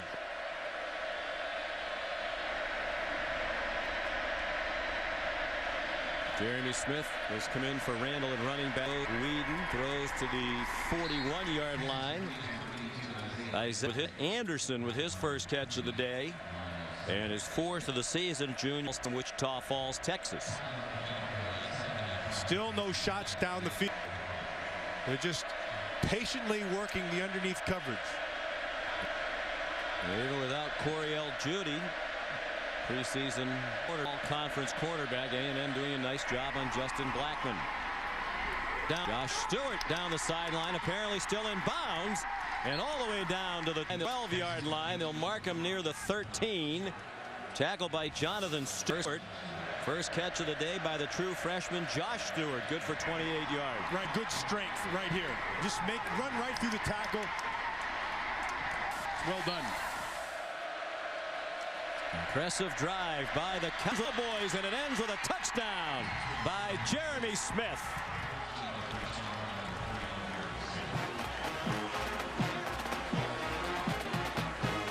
Well, you heard Mike Gundy tell Janine at halftime that they had to do some things, and one of those was have some consistency offensively, and they did it in that series. They went right down the field, mistake-free, and scored. 80 yards in 11 plays, just over 2.5 minutes to do it. Smith's fourth rushing touchdown of the season. The extra point just did sneak inside the right upright for Quinn Sharp. Impressive start to the second half for Oklahoma State, back within 10. Jeremy Smith, the touchdown, capping an 80-yard drive to open the second half for Oklahoma State. Excellent balance. They rushed for 40 yards, threw for 40. Well, 8 straight games now with a rushing touchdown for the sophomore from Tulsa. Sean, that was a monster drive for them. They needed that for a lot of reasons, the least of which is to get the confidence back in their side that they can do it. Quinn Sharp kicks off. Good one. Lands the back of the end zone. Cyrus Gray didn't try to field it. That play in the Clemson game will definitely be in the not top 10 Sports Center plays of the week. You're exactly right. With our main man, John Buchagras. That could be a come on man. Broken play here. Tannehill confused, elected to just pull it down and turned it into a gain of a half yard or so. First possession of the second half for Texas A&M, not off to a very good start. And just like Oklahoma State had to start with a big score to start this half, defensively they need to stop them here to get the ball back for their offense.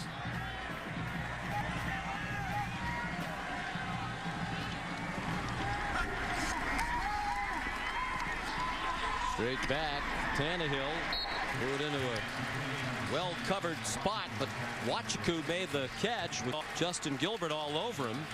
Nice catch by Wachiku, the junior for Allen, Texas. Good for a first down to the 31. That's a pretty good route by Wachiku, and then comes back to the ball. Back to the ball is right where it has to be, and he makes sure he secures it. 10-yard gain. Tannehill out of the gun now.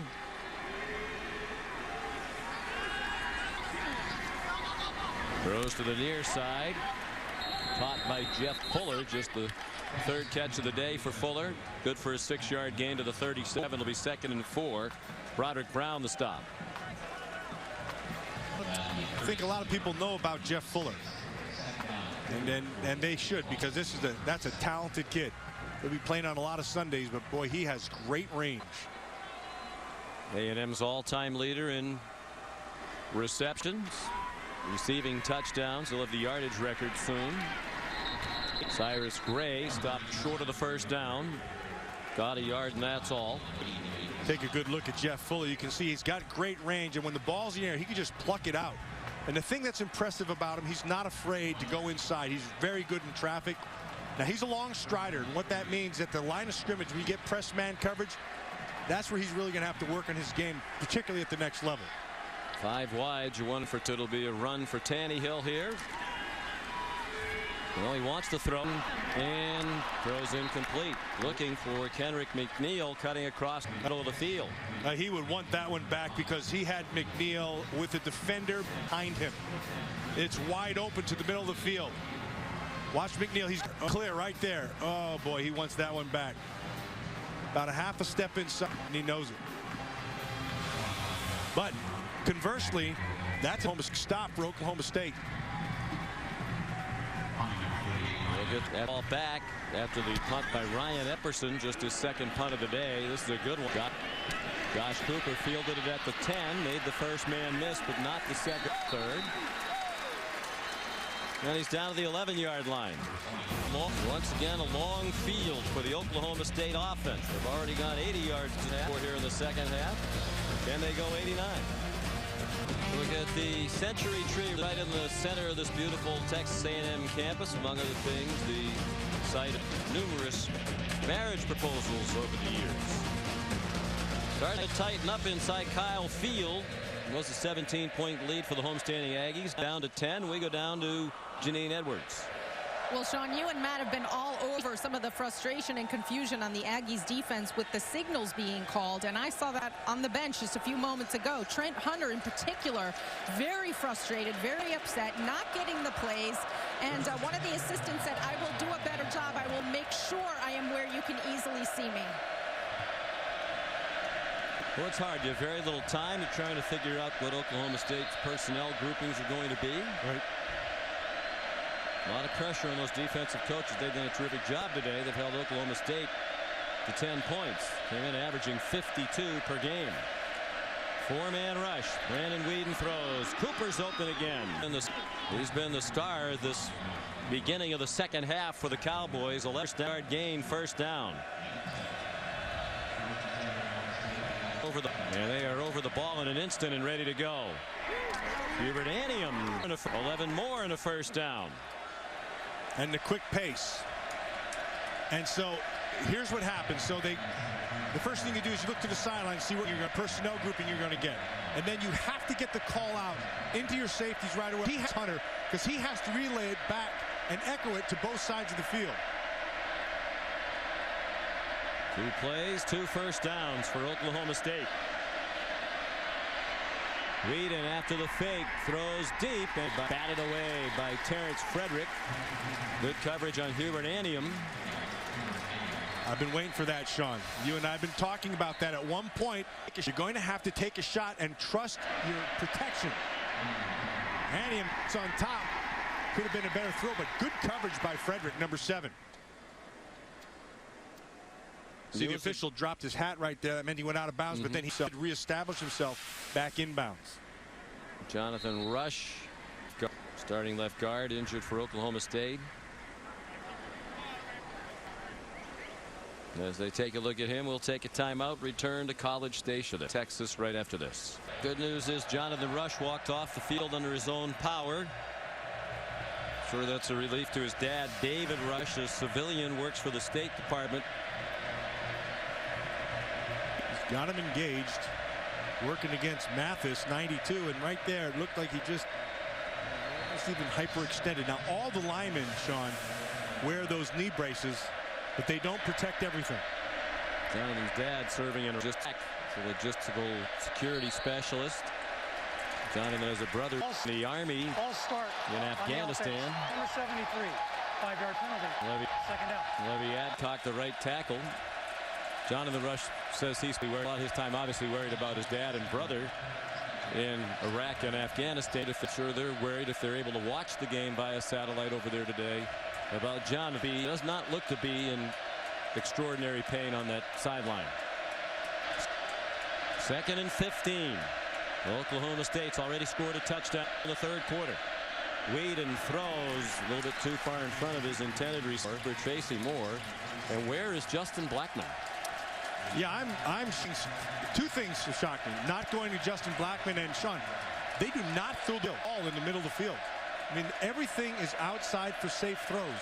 That's surprising to me, particularly with a guy of Weeden's abilities. Blackman has not had a catch here in the second half. 3rd and 15. 5-man blitz. Weeden has time. Fields in the middle of the field. Caught by Blackman. First down. Answered both of them on one play. Middle of the field to Blackman. They need to get Justin Blackman dialed in. You're going to give him man coverage outside or one-on-one. You've got to go to him. 19-yard gain and huge. It continues to thrive. Can they continue with their momentum that they have here at the beginning of the second half? Joseph Randall picked his way to the 45 of Texas A&M. Tackles to Charlie Thomas and Terrence Frederick, and Weeden has them up immediately over the ball. And A&M wasn't really lined up. Hubert Anium pulled down by Trent Hunter along the far sideline. Help from Caleb Russell. Sean, I think this is one of the problems in college football right now. Coaching has become such a huge part in all of signal calling You watch these defenders, they just look to the sideline. Get rid of that. Call it on the field. Empower your players on the field. Right now, that's working against them. 11-yard gain for a first down on the previous play. Anium again shoved out by Lionel Smith. We're going to mark him out at the 26. Flag on the play.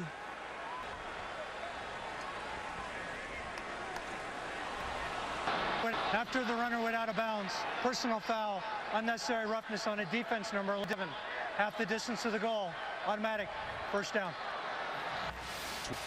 Well, just watch it at the end. Jonathan Stewart, number 11. I mean, really, why? He knew it. I don't know why he did it. That didn't make any sense at all. He's a better player than that. Jeremy Smith in a running back now. First and 10 Oklahoma State. Poised to make it a one-score game. They give it to Smith. They slid ahead to the 10. Pickup of 3. Eric Williams made the tackle. Senior inside linebacker from DeSoto, Texas. See those cards going up. They're signaling everything in. You see the defenders all looking to the sideline. Once they get the signal, then they go back, and then it's been slow coming in, and they haven't been able to get lined up, and that's been a problem here today.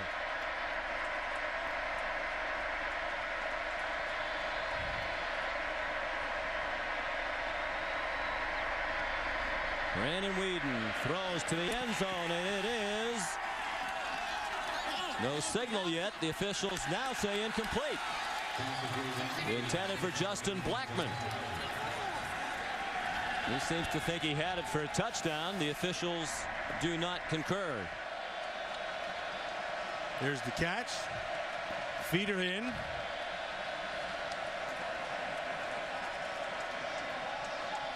Oh boy. You have to maintain control all the way through the catch.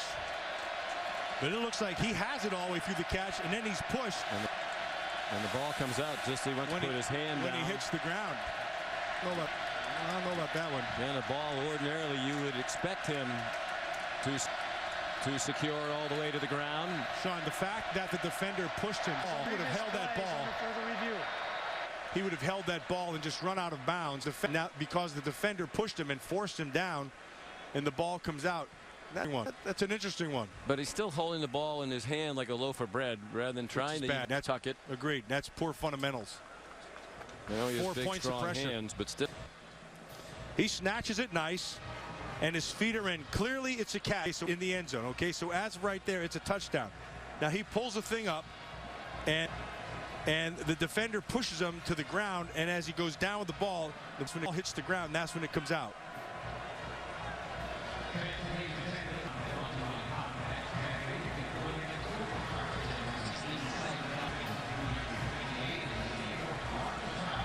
His foot is in.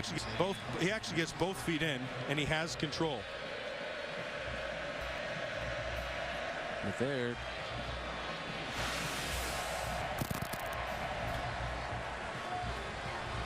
It's gone to the replay booth.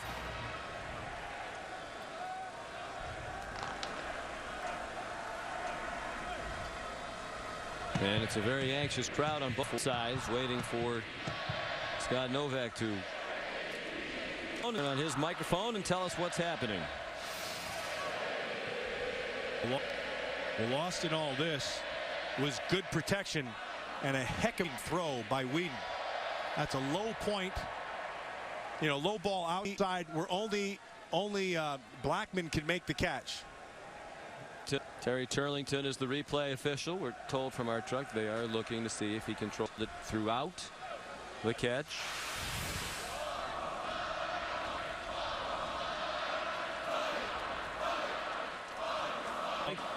Mike Sherman, regardless, Matt, I think has to be a little worried here. The momentum of the game clearly turned, and that offense is starting to get into a rhythm. Todd Monken, the offensive coordinator for Oklahoma State, told us the other day offense is all about rhythm. And when A&M, with all those blitzes and strange defensive linemen, try to take you out of rhythm. Right now, Mike Gundy's team has found its rhythm. And the reason they found the rhythm is because when A&M has been bringing pressure, they've been able to pick it up and then inside. Nice job by the backs of picking up blitzes. and everybody's been able to give the quarterback time to throw. After review, the receiver had control of the ball when he was in the end zone with the foot down in the end zone. He was then stepped out of bounds and contacted, but before that possession was made, it is going to be a touchdown. Right call. And he said it right, Sean, when he said because of the contact. 7 minutes, it's the second part of that. That was the crucial evidence that they were able to find. And then Blackman with a big play. Nice throw, though, by Whedon. So it's a touchdown. Second of this quarter, which isn't even halfway through. For Oklahoma State, they've come from 20 to 3 down, extra point away from making it 20 to 17. Quinn Sharp for the extra point. And it is good. 10-yard touchdown pass. Drives of 80 and now 89 yards in this third quarter, engineered by Brandon Whedon. Well, Sean, you said, could they do it from 89? The answer is yes. And the way they've done it has been first protection, and then Whedon has been pinpoint accuracy. They got the nice run up the middle with Smith, and then an 89-yard drive on third down, a big to Blackman, and then in the end zone for 6. Whedon's been protected out. The ball's been out fast, and we said they had to get Blackman into this game, and they've done it in a big way.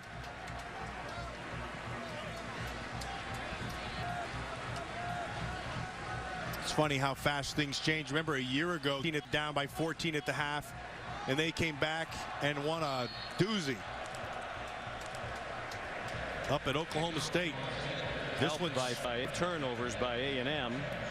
Nightmarish day for Gerard Johnson, the Aggies quarterback last year, 4 interceptions and a lost fumble. So Quinn Sharp kicked off. And you can feel the anxiety in the crowd. Stephen Campbell started out of the end zone and then put the brakes on. All right, Sean, it's time for that offensive line to start taking over what they did in the first half. Kirsten Michael on first down. 4-yard run. Caleb Levy made the tackle.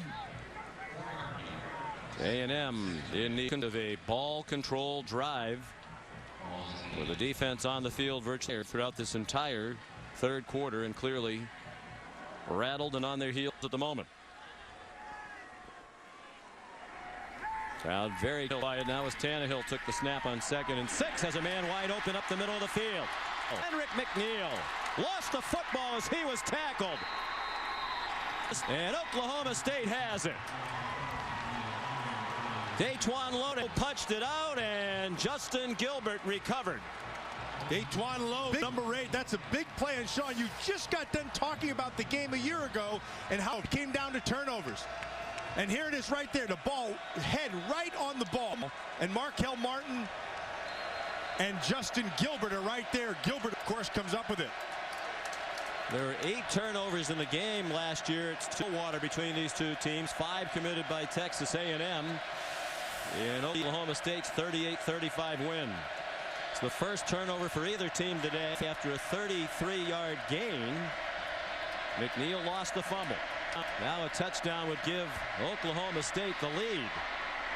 And Whedon pass out of the reach of Cooper. Here's Janine Edwards. Well, guys, just a quick update on left guard Jonathan Rush for the Cowboys. He is out of the game now. He's got a sprained left knee. And the offensive line coach was just telling his guys, look, they're going to come hard now to that left side without Rush in there. Heads up.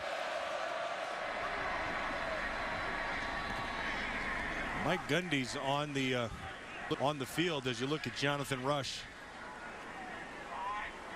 They've stopped this thing right now. They got a defender down now. With all the things going on with the New York Giants this past week against the hurry up, I think that's what Gundy is complaining about. Although that's Eddie Brown, number 39, the nose tackle.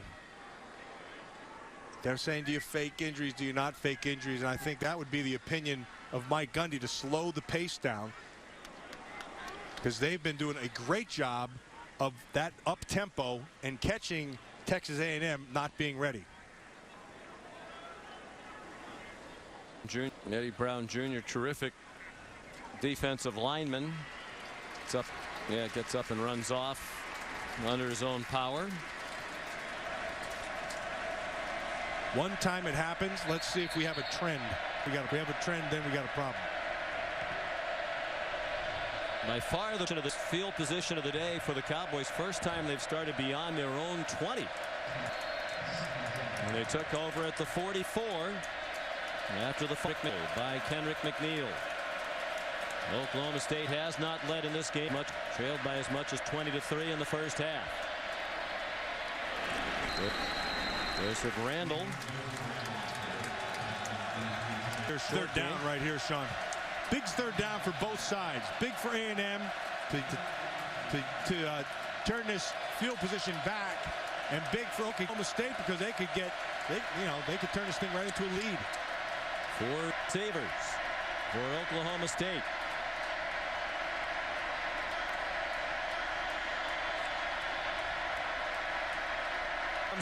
Here comes a blitz. They get nowhere near Whedon. Throws across the middle. Blackman has work to do, and he got the first down. Dragged Lionel Smith with him to the 45-yard line of A&M. First and 10, a 9-yard gain on 3rd and 8. You have to watch Blackman come all the way across. And when you come all the way across, you have to have good protection. It takes a long time to develop. They protected well and got it out. They're 4 for 4 on 3rd down in this quarter. Joseph Randall got stood up at the 39, still good for a 6-yard run. Charlie Thomas made the tackle. Now there's an injured Oklahoma State Cowboy.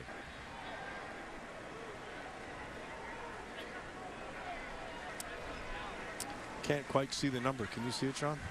I believe it's Grant Garner at center. Ooh, that hurts. That hurts. I mean, Jonathan Rush hurts. Grant Garner's, that guy is, every snap has to be perfect.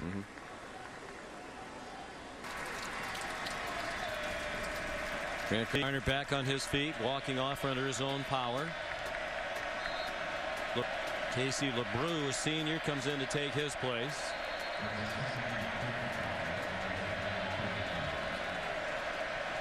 Oklahoma State has already run 25 plays in this quarter. There's still 5:37 to go.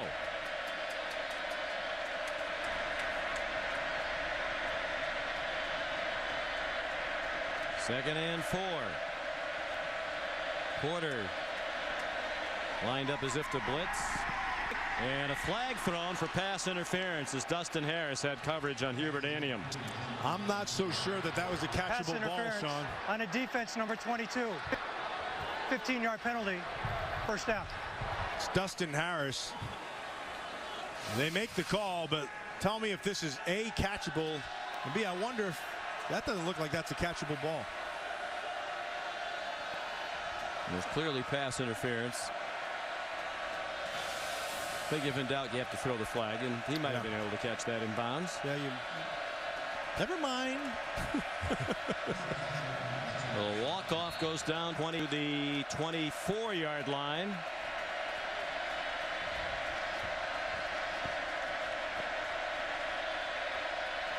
Pistol formation now. Whedon throws it to Blackman. Whoa. He took a shot as he went out of bounds at 16-yard line. Stephen Campbell, known as a hard hitter, came flying across that at the end of that play. Well, the one thing you know about Justin Blackman is that's a nice shot, but he is just as good with the ball in his hands.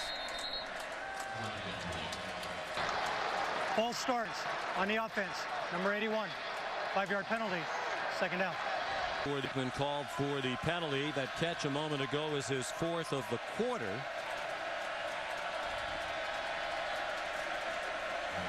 Two of his catches here in this third quarter have been big on 3rd down that have kept drives going.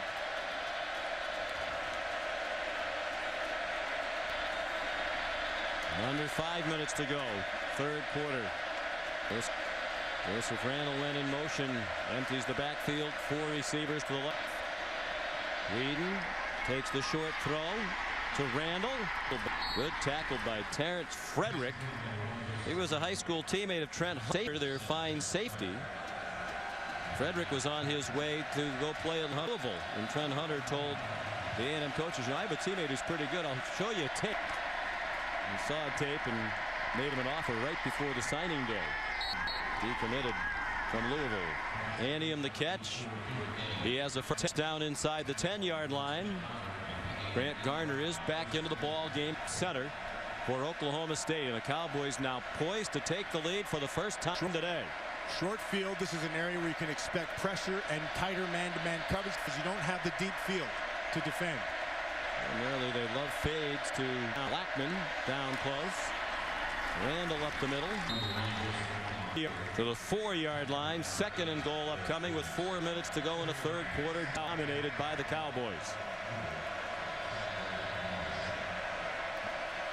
This whole drive is brought to you by the turnover by McNeil.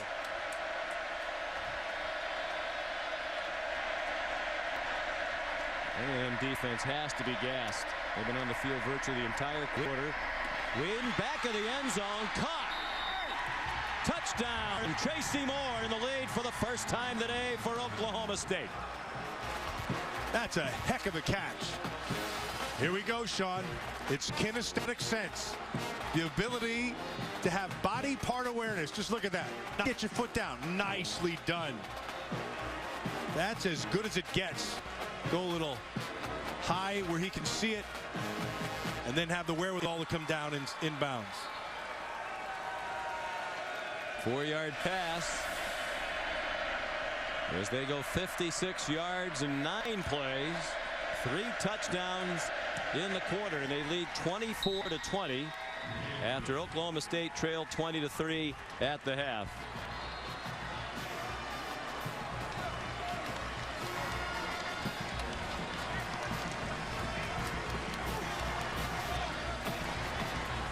Up to Brandon Whedon, up to 322 yards passing. 2 touchdowns thrown by Whedon. And in these last few drives, Sean, he has been using the middle of the field and Justin Blackman. Blackman with 2 huge catches on 3rd down that kept drives alive, and then excellent protection by the offensive line to give Whedon the time to be able to make those throws. Oklahoma State has run 30 plays from scrimmage in this quarter. A&M 7. Squib kick by Quinn Sharp. Whoa. Indecision by Stephen Campbell. He finally took a knee. I wonder if he touched that goal line. It is going to be a touchback. Some anxious moments for the Aggie fans.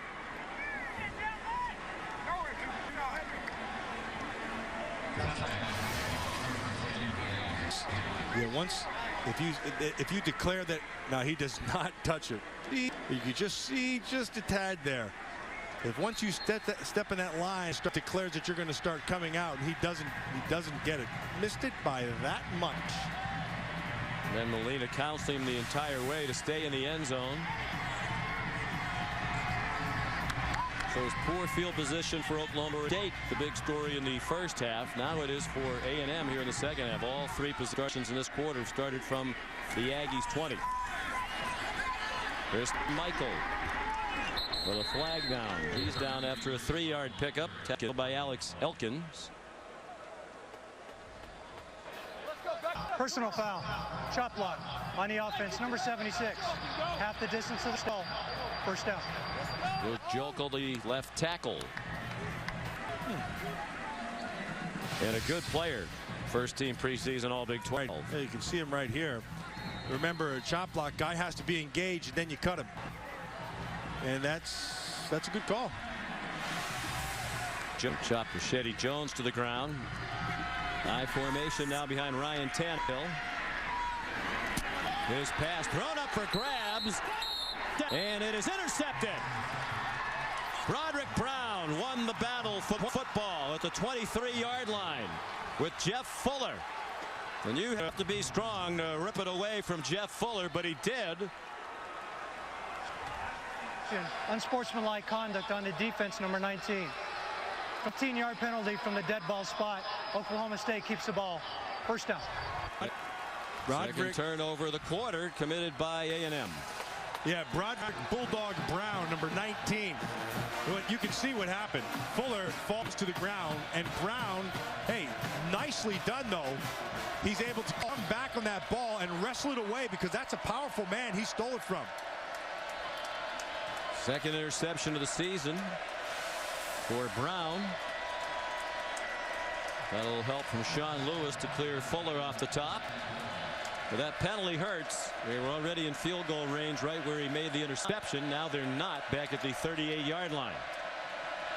And can they keep it rolling offensively? They've scored 3 touchdowns in this quarter. Whedon over the middle. Blackman finds the middle again.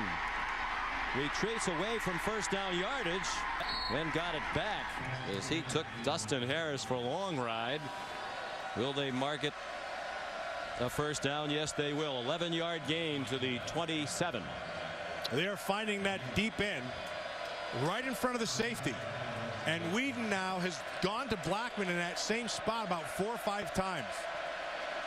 For 15th time in the last 16 games that Blackman's had 100 yards plus receiving. Bolton Chelf the catch. 13 the third line. They'll give him the 12. 14 yards. First down. Oklahoma State. One of 2 things have happened here. Either Oklahoma State's offensive has really picked it up in protection, or Texas A&M is just dog-tired and can't get there because they've not gotten any pressure in this whole quarter. They've been on the third the entire quarter on a day with the temperature in the 90s. Its calendar says it's fall, but it certainly still feels like summer here in College Station, Texas. Randall a short gain to the 10. 2nd and 8 to come.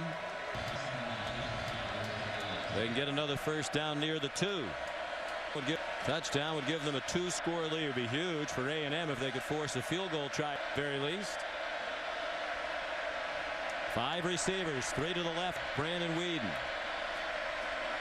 Good protection. Entire rushers, and Blackman has the ball. Lost it. Lost it before it got into the end zone. Oh my goodness, a disastrous play by Blackman. Sloppy with the ball again. And it is a touchback. Sean, you mentioned it on the touchdown that they had earlier when he fumbled it and they reviewed it. Put the ball away. Make the catch. There are 4 points that you have to have. One with your hand, then with your forearm, then against your body. That is not well done. Nope. I mean, tuck it under your arm. They think it's a touchdown, and then they realize in the coach's booth he lost the ball before he got across the goal line. Just no excuse for that. He's a great player, but that's not the way you carry the football. Put no matter it away. how big your hands are, no matter how strong they are, put the ball away. That could be a big momentum changer in this ball game. Chance to take an 11-point lead. Looked like for sure they were. He was going to walk into the end zone. Lost it. And now life on the A&M sideline. And Tannehill wants a deep ball for Fuller. All covered by Broderick Brown. Ooh, but I like that though, Sean. He went right after Broderick Brown again after he'd gotten the pick. And Fuller wanted a piece of him. Tannehill gave it to him. Good coverage, however, by Brown.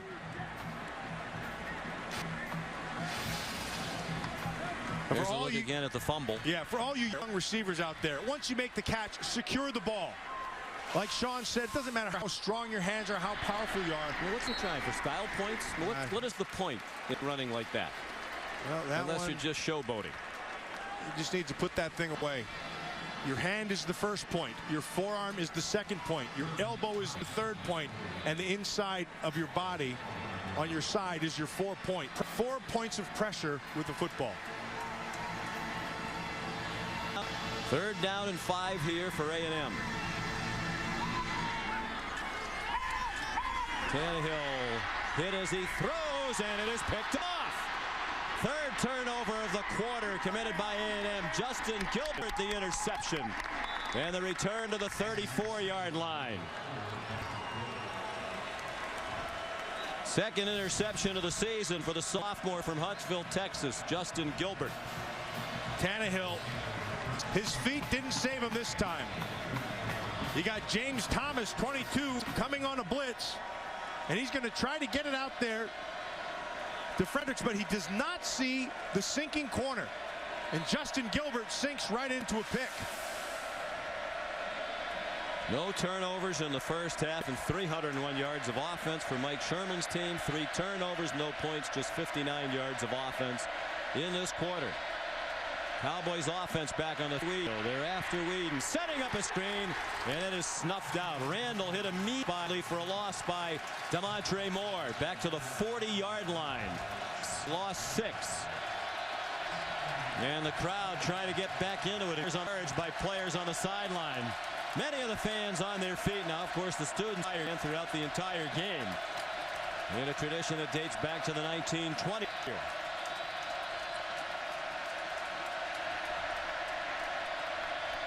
Second and 16. Again, a heavy rush and a wide open receiver. Josh Cooper inside the 10. Banged out by Steve Campbell at the 9. Josh Cooper and Swope for A&M. They are invaluable. They know their offense. They know their role. They make play after play.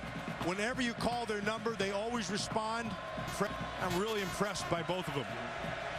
Same number. The same skill set. 10 catches today for Cooper, matching the number Blackman has. Joseph Randall carries to the 4-yard line on the final play of the quarter. A quarter dominated by Oklahoma State. They outscored A&M in the third 21-0.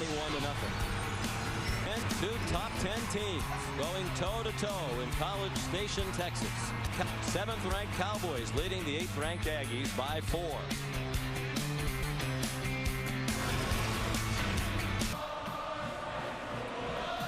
Dramatic turnaround in this game in the third quarter. Texas A&M led 20-3 at the half. But Oklahoma State leads as we go to the fourth quarter. 24-3. Shades of a year ago when Oklahoma State and Stillwater trailed the Aggies by 14 at the half and scored 21 unanswered points in the third quarter. Wound up with 30 game, 38-35 on a field goal at the gun. They're poised to take a 2-score lead now for the first time. Second and goal from the 4. Joseph Randall running right, running into trouble. Eddie Brown Jr., Demontre Moore.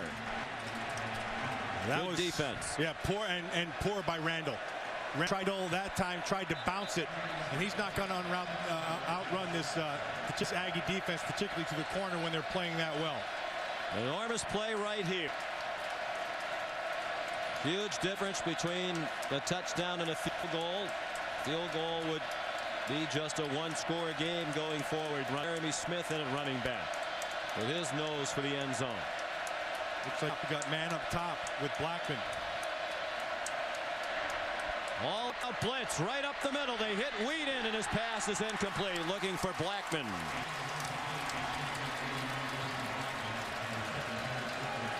And they will send the field goal team on, so a big stop by the A&M defense. You got Hunter coming clean.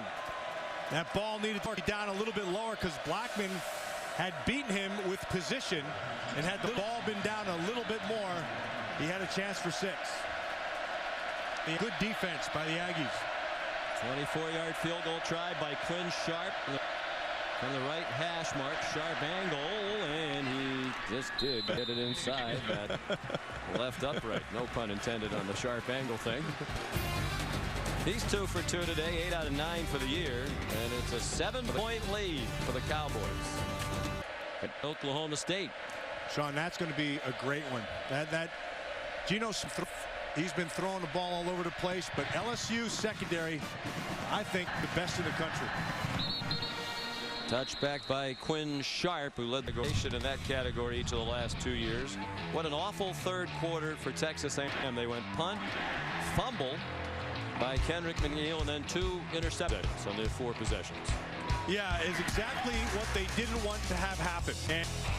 And a little bit of his pressure, and that's good defense. And then another one just had the misfortune of Fuller falling down. And Bulldog Brown came down with the pick. A&M had 59 yards of offense in the third quarter, while Oklahoma State had 275. The Cowboys ran 37 plays from scrimmage in the third quarter alone, as many as they ran in the entire first half. Tannehill slow to get up after the incomplete pass. 2nd and 10. Sean, right now, I got to tell you, this offensive line, which early in the game was dominant, gave lots of time to Tannehill and opened a lot of running lanes. Right now, that defensive front of Oklahoma State is taking it to him. And to continue to do just that. Tannehill sacked by Rashedi Jones. Rashedi Jones, the other half of that bookend that you talked about earlier about the 500-pound benchers, there's not a lot of guys who can do that. Blatnick, at 50, he can do it. Rashedi Jones uses his 500-pound bench right there and just does a nice job on Jokel to tackle with power. Loss of 5, 3rd and 15. A&M in dire need of something good to happen on offense, just to stay on the field for no other reason. Tannehill has his man Swope, and he got leveled by Markel Martin, and they throw a flag on that hit.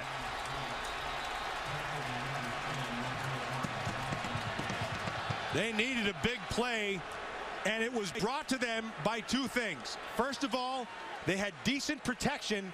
Tannehill bought a little time. Personal foul, unnecessary roughness on the defense, number 10, targeting.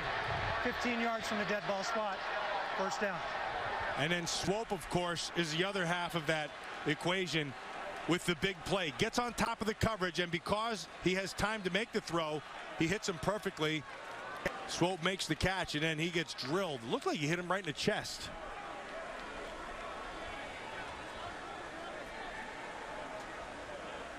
Watch Swope working right there in the slot. Markel Martin's going to come. That's a tough call.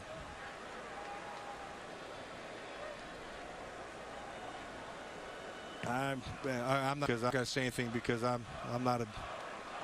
Well, he does hit right under. But Swope is trying to duck, and the defender's trying to make the tackle. And that's one of those things.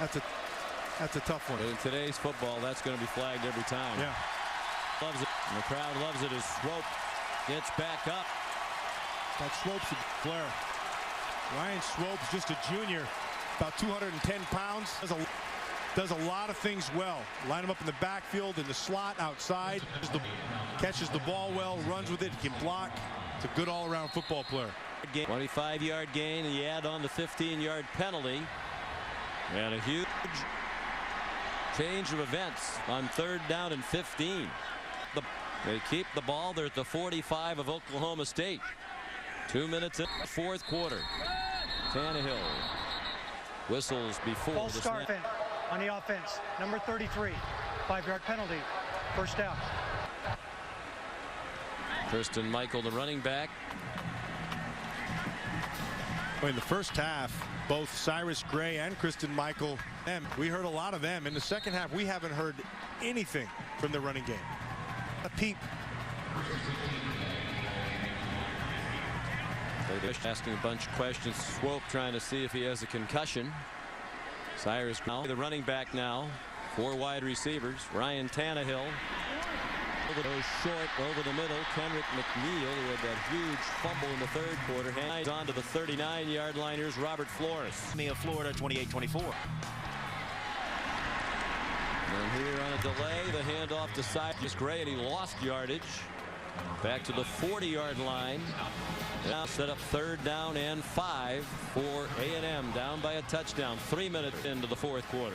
Good call there by the defensive coordinator of Bill Young of the Oklahoma State Cowboys. They brought a blitz, and Levy was able to make the tackle for a loss. Sets up 3rd, big down here. They rush 5. Tannehill down the middle, incomplete. Fans want a flag for pass interference. McNeil covered by James Thomas, who's saying, I didn't interfere. And there is no flag. 4th down and 5, and with 11:45 to go, Mike Sherman is going to send the punt team on. James Thomas wasn't so sure right away when he first got up because he gave the quick look to see if there was a flag. And then after nothing happened, That's when he gave the shake off. Ryan Epperson into punt. It is the kind of field position. Sometimes you might fake it, but they don't. And they tried to down it inside the one, and they could not. Touchback.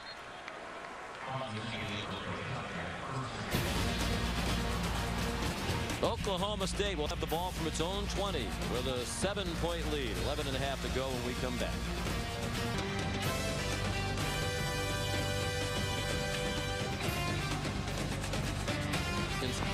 Look inside the Sam Houston Sanders Corps Cadet Center here on the campus of A&M. Museum that traces the history and traditions of the Corps Cadets from their inception in 1876 right up until today. Sean McDonough, Matt Millen, and Janine Edwards here in College Station. Let's send you down to Janine. Well, Sean, I've been keeping an eye on Coriel Judy. You know, the defense's best player here for the Aggies, who's had to stump this one out with the hamstring injury, and he's been pacing back and forth for the last 10 minutes, just shaking his head. Would love to be out there on the field. And in the meantime, his teammates in the secondary have been taking a beating. Dustin Harris has had cramps, and Trent Hunter has an ankle issue. Both of those guys have been tended to by the trainers. 1st and 10, Oklahoma State. Flag down before the snap, false start. And against the Cowboys, will back him up 5 immediately. False start on the offense. Number 73, 5-yard penalty. 1st down. This is the 6th possession of the second half for Oklahoma State. They should have scored on every one. They started with 3 straight touchdowns. Then they had Blackman's fumble at the 1-yard line going in for a touchdown. And he was just sloppy with the ball, to say the least. Then they kicked the field goal the last time they had. 4-man rush. Whedon got it off. There's another flag down. Josh Cooper, the intended receiver.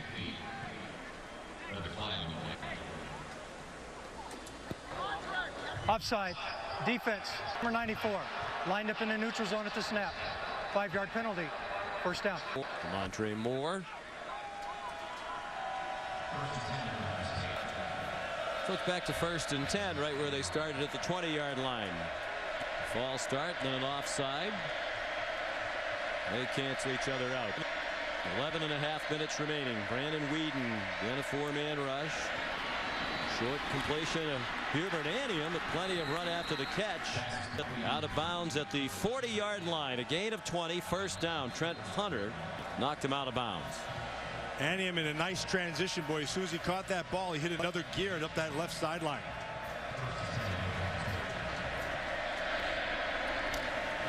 Anium again. Fought hard for 4 yards to the 44. Stopped again by Trent Hunter and Lionel Smith. Anium wants a breather. They've been throwing a lot of underneath stuff all day long, but they've gotten their big chunk plays to Blackman on that deep end.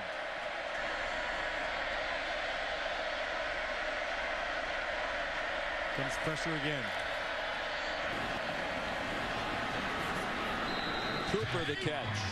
First they're down. They're across midfield to the 46 of A&M. Over 400 yards passing. He started the day as the only quarterback in the country. He's thrown for at least 360 yards in every game this year. Quick barter to the far side of the field to Michael Harrison. Sean made the tackle at the 42, a pickup of 4. A&M still did not solve the problem of getting ready at the line of scrimmage. Todd Monken says offense is about rhythm. They are in a serious rhythm right now. Michael Harrison again lunges near another 1st down inside the 40-yard line. Those short things only work if your other receivers help you in the blocking game, and Oklahoma State's receivers have been blocking really well today. Jonathan Stewart is the injured player, linebacker for A&M. Whedon on this drive is 5 for 5.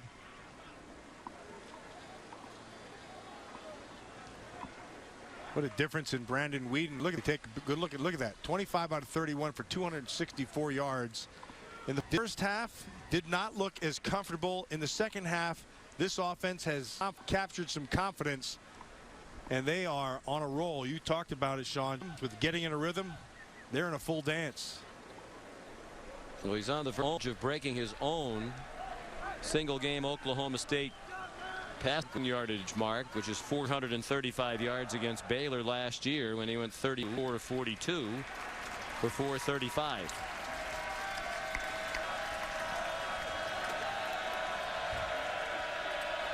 He'll continue to throw those outside things, but it's either there's one coming, and this is the area of the field where it happens. You're either going to take a shot down the field or that deep end.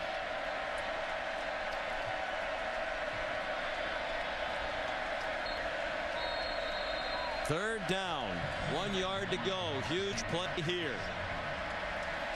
We approach 10 minutes remaining. Late substitution again for A&M. Jeremy Smith, the running back, lined up in the pistol behind Whedon. And they give it to him. And he has the first down and more. Wrestled down by Trent Hunter. 1st and 10 Oklahoma State at the A&M 24-yard line. They're in field goal range, and that would be huge. Nicely done by the right side of that offensive line. Lane Taylor, number 68. You see him right there. And you see Grant Garner's back in.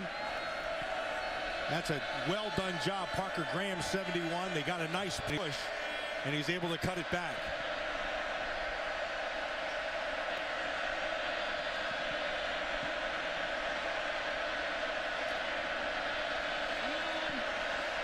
It's off the corner. Smith ran right by it to the 20-yard line before he's driven back by Charlie Thomas and Garrick Williams. Sean, if you're sitting at home, you may be thinking, what is the difference in the first half to the second half with this defense? And a lot of times when you bring blitzes, it's feast or famine. Sometimes you'll hit it perfect, you'll get a sack, you'll get a tackle for a loss, and sometimes it gets you. In the second half, it's been getting them.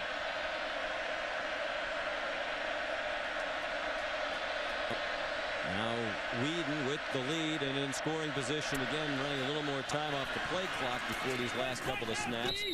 Anium thrown out of bounds short of the first down at the 16-yard line, shoved out by Tyrell Taylor, true freshman backup linebacker on the field now for A&M.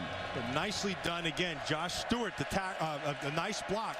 These Oklahoma State receivers, they are helping each other out a lot on the outside by blocking down the field. Another 3rd and 1.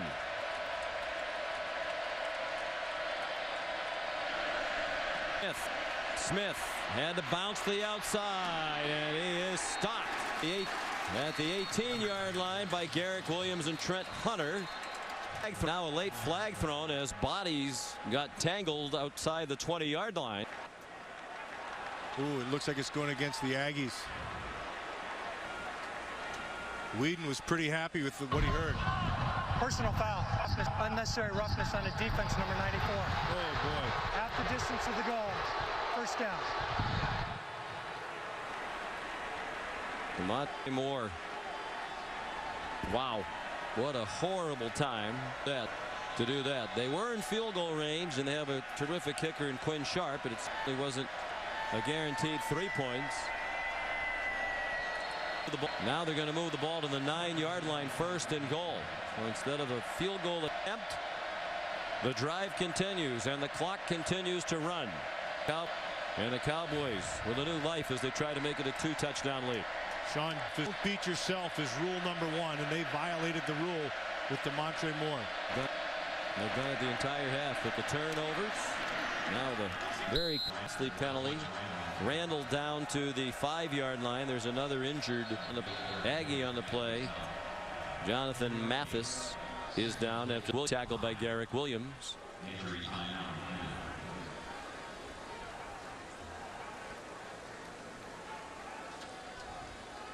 On the starting defensive end. Timeout. 7:42 to go.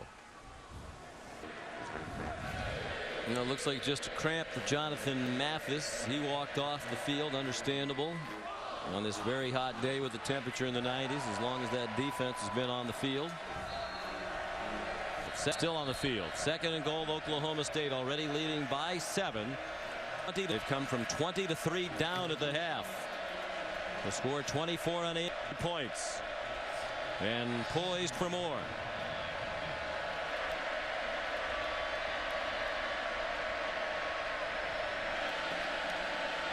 Whedon, the inside handoff to Randall.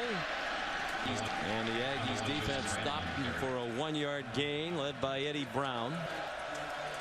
And that penalty, at the very least, is going to cost Texas A&M valuable time as the clock continues to run down to 7:20 left. Right. Big play right here for the Aggies. They have to stop him. Whedon throws it up high. Beckman bounced out of bounds, apparently short of the end zone. That's good defense. You see how they all converged, meet at the point, and knocked him out of bounds. He had blockers out in front of him. He's going to try to sneak it in along the right side, but watch the power come right there. Hunter and Frederick, big decision now for Mike Gundy. An injured A&M player. It looks like Frederick might be cramping. You have to kick the field goal, don't you? I mean, at you this think you would take lead? your 10 points. The way your defense has been playing pretty well. A&M has not had any kind of rhythm here in the second half. You get your 2 scores and some trust that your offense, if they get the ball back again, can do something with it. Because the second half here, this Oklahoma State offense has looked like, I tell you, it's looked like Jordan Oliver, the NCAA champion from Oklahoma State wrestling, which of course is starting soon. The wrestling season starts. Of course. Little J.O. as he's called. That? Yeah. And funny you should ask. And they are a machine right now. Let's see if Blackman, as he extended for the pylon, got to the end zone. No, it doesn't look like the ball broke the plane. Good job by Fredericks. He cannot extend it. That's a good spot and a well done job. Official perfectly positioned. A lot of people surrounding Mike Gundy over there on the Oklahoma State sideline. Terrence Frederick now off the field. And will it be the offense that comes back out, or the field goal kicker Quinn Sharp? 4th and goal from inside the 1. Gundy in an animated conversation with Whedon. They're going to go for it, I think. No sign of movement from the kicker Quinn Sharp, number 13. Maybe they'll just get a penalty and move it back 5 yards, which wouldn't be a bad idea. Well, that might be what they're doing, because the play clock is running and they're not showing any sign of moving. In fact, they might be guilty of multiple fouls. They have a lot of men on the field right now.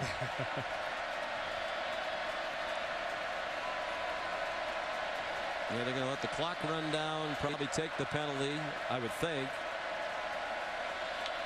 Yeah, or else call a timeout at the end of it and try to punch it in from the 1. If you're the Aggies, you don't have to accept the penalty. On the offense, 5-yard penalty, 4th down. If I were Mike Sherman, I would not accept it. That just gives him a better angle to kick from. Still going to be a tough angle from the right hash mark, and to spot it just inside the 13-yard line. He's 2 for 2 today. 2 shorties, and this is another one. Decline the yardage penalty. Nice. We'll put the ball back at the 1-yard line. Still 4th down. That's good job, Mike Sherman. That's what you should do. All right. But what if you're Mike Gundy now? We're going to call your bluff, and we're going for it. And now you're going to be behind by 4 points. Well, then I think Sherman's going to say, okay, I'm going to take defense, and my defense is going to hold me. So now becomes an 18-yard field goal try. And it is good. All that for that. They did get wrestling. That was good. Yes. They wound up with 3. That penalty on the 4th down stop against DeMontre Moore cost A&M. Let's check in down the sidelines with Janine Edwards. Well, Sean, you know, there's been a lot of talk about the Big 12 conference realignment and, of course, the new interim commission that Chuck Nine is saying that he would like to approach Texas A&M about possibly reconsidering leaving to go to the SEC. Well, I spoke with A&M President Bowen Lofton right before the game, and his answer to my question on that was a resounding no. He said, we decided a year and a half ago that we were leaving, and we are leaving. We want to increase the visibility of our athletes and enhance our brand. We've already begun talking scheduling for 2012, he told me, and he expects the SEC to confirm A&M's membership within the next few weeks. It's a good move, Sean. I believe it is for a lot of reasons. They said right now, talking to the football coaches yesterday, head-to-head against Texas, recruiting here in the state of Texas, where there are hundreds of prospects every year.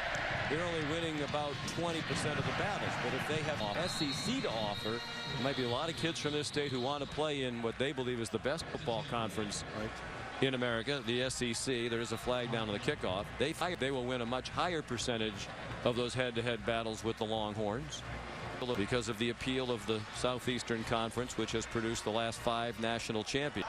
Offside on the kicking team, number 20. 5-yard penalty. Re-kick. Larry Stevens was offside.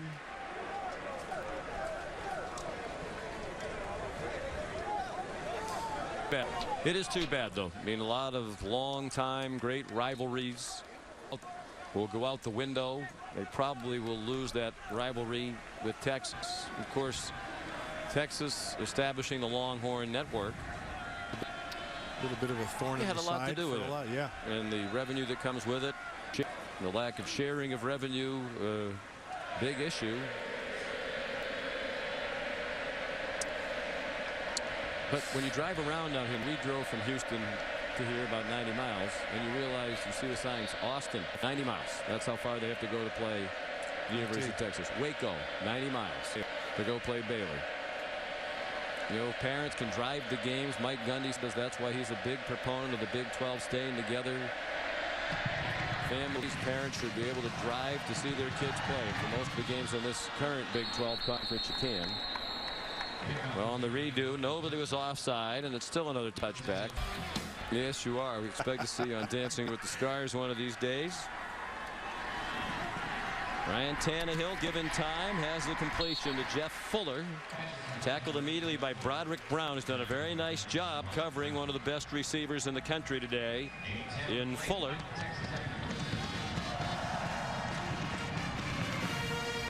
Just 4 catches for Jeff Fuller for 45 yards.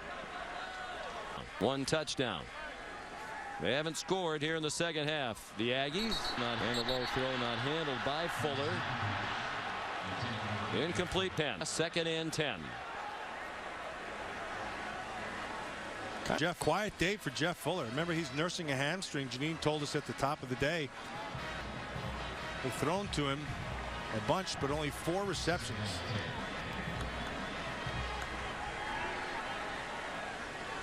Now Tannehill now 19 out of 34 for 249. It looked like it was tipped again. I would hope so, because if not, it was woefully short. Again intended for Fuller. And the air has deeply gone out of the balloon here in the crowd. Totally out of the game right now with the domination of this second half by Oklahoma State. Mike Sherman needs somebody to make a big play. He's going to get it right here. They need it right here, and I'd still go back to Fuller.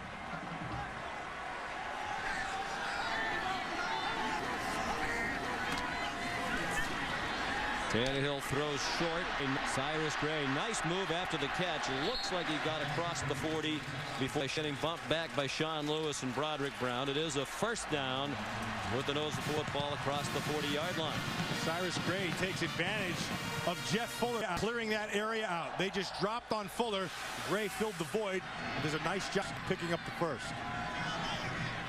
Gray is just 33 yards rushing. His streak of 9 straight 100-yard rushing games is likely going to end today. Alex Elkins, an immediate hit on Ryan Swope. Good to see Swope back into action after he got rocked and left the game for a while earlier in this half. Gain of 5, 2nd and 5. 5.5 to go. The clock running. Each team with all 3 timeouts left. Short set by Tannehill. Fuller has it. His 5th catch. First down to the 49-yard line of Oklahoma State. Broderick Brown the tackle. 5:20 to go. Oklahoma State is just employing a zone. They're not going to get beat deep over the top. They're giving the underneath up. They want that clock to just keep going.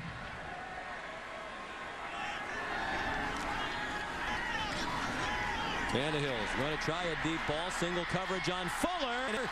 And it is incomplete. Defended by Broderick Brown. Crowd screaming for pass interference. Fuller set up like a basketball player trying to box Brown out of the play. I am really liking this Broderick Bulldog Brown, let me tell you. He has fought all game long at a decided height advantage, only 5'8", going against a 6'4" guy. He has stood tall today. Yep. Bill Young, the defensive coordinator, told us they call him Bulldog because he's about as competitive as anybody can be. Quick throw and catch to Brandel Jackson. Well short of the first down, however. Ball marked at the 44. Be another 3rd down and 5 for A&M. And the clock running. 4:45 left. Bill Young's defense pitching a shutout here in the second half.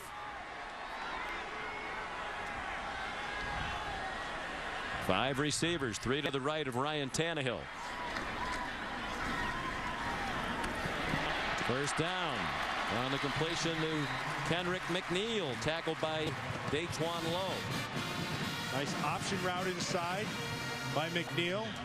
Get low on the inside and then just break the outside. Now you can only do that because you have good protection. You can see the field.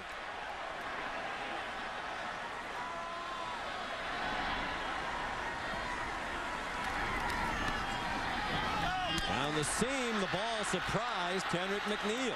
He was Boy, he was open. It was well timed, but McNeil took too long to look for the ball. Sean, that's the one they're looking for, okay? And inevitably, there's going to be that great area in the zone where you're in between. And this time, McNeil, he gets to that spot right. The ball's right where it has to be, has the potential for a big play, and he drops it.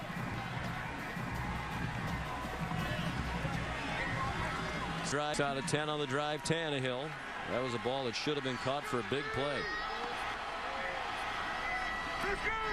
4 rushers for the Cowboys. For catch. Another first down. Wachiku.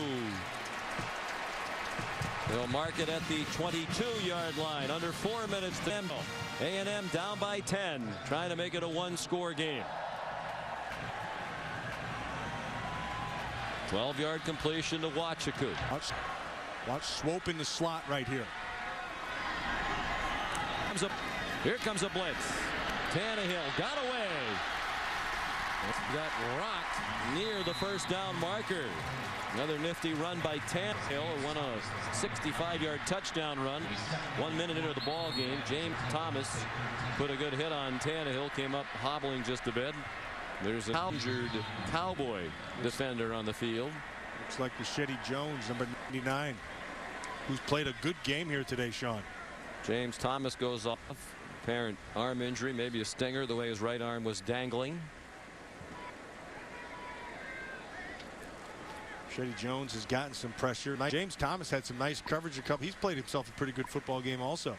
He had a huge play last season against A&M. A 63-yard fumble return for a touchdown. And a terrific week last week at Tulsa. Jones helped up. Last week against Tulsa, Thomas had an interception, a forced fumble, a fumble recovery, a sack, 2 tackles for loss. Can you do anything else? And he did it in the wee small hours of the morning. For those who weren't aware, last week they were supposed to play Saturday night, a 9:10 kickoff Central Time in Tulsa, but there was weather delay, thunder and lightning in the area, torrential rain. They did not start the game till 12:16 a.m. It ended at 3:35 in the morning. They didn't get back to Stillwater at almost 6 a.m. Sunday. 2nd and 1. Tannehill went under center. Gray just wants to get the first down. He does. The clock will stop for a moment to move the chains. They're marching methodically, but using a lot of time in the process. And that is what Oklahoma State wants to do. They're playing that soft zone and letting him throw underneath and methodically move the ball. 14th play of the drive. We're down to 3 minutes to go here in College Station. Swope finally down. Crowd thought there was a little extracurriculars, but the whistles hadn't been blowing. Roderick Brown and then Alex Elkins came in with a little late polish. Yeah, Swope, they thought he was down, but he was actually on top of Elkins. And so he actually had an opportunity to get up and run, and then the other defender came over, and that's what the crowd was bothered about. But in the interim, the clock's still going down. And the crowd is starting to get agitated about it. Under 2.5 to go. Tannehill has Fuller. Touchdown. So it took a while, but they got the 7 they needed. They'll have 7 with the extra point. And then Mike Sherman will have a decision to make. He has all 3 timeouts. Will the onside kick, or will he try to play defense, use those timeouts? Well, the Bulldog bid on that one. He bid on that inside move, and Fuller was able to get in. Do you trust your defense?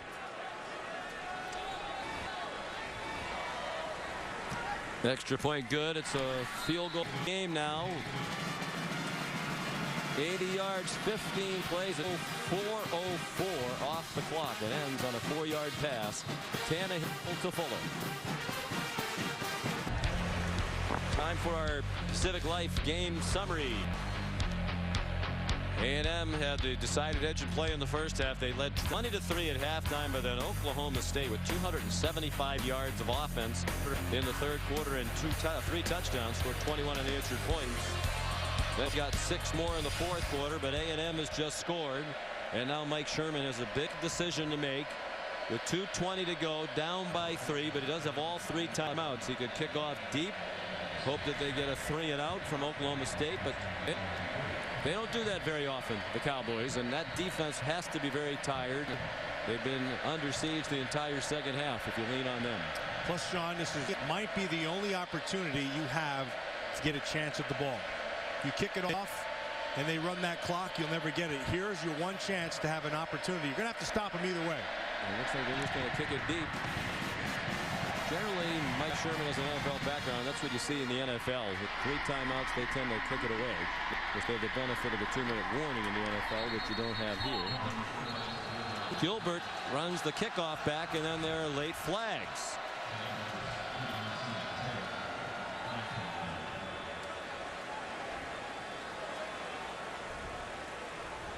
Two flags thrown.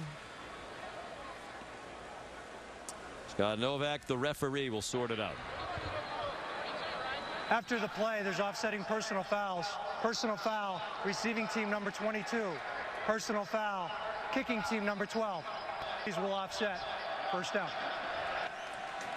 C.J. Jones, wearing number 12, is the 12th man. Walk-on. Selected cover kicks by the coaching staff. He got locked up with James Thomas. Woo. They just kept on going. And they threw a punch. Thomas Meyer, a drama major at Oklahoma State. Mike Sherman decided to lean on his defense. They need a 3 and out. They're getting plenty of help from the 12th man in the stands. Now is the time for your defense to show up.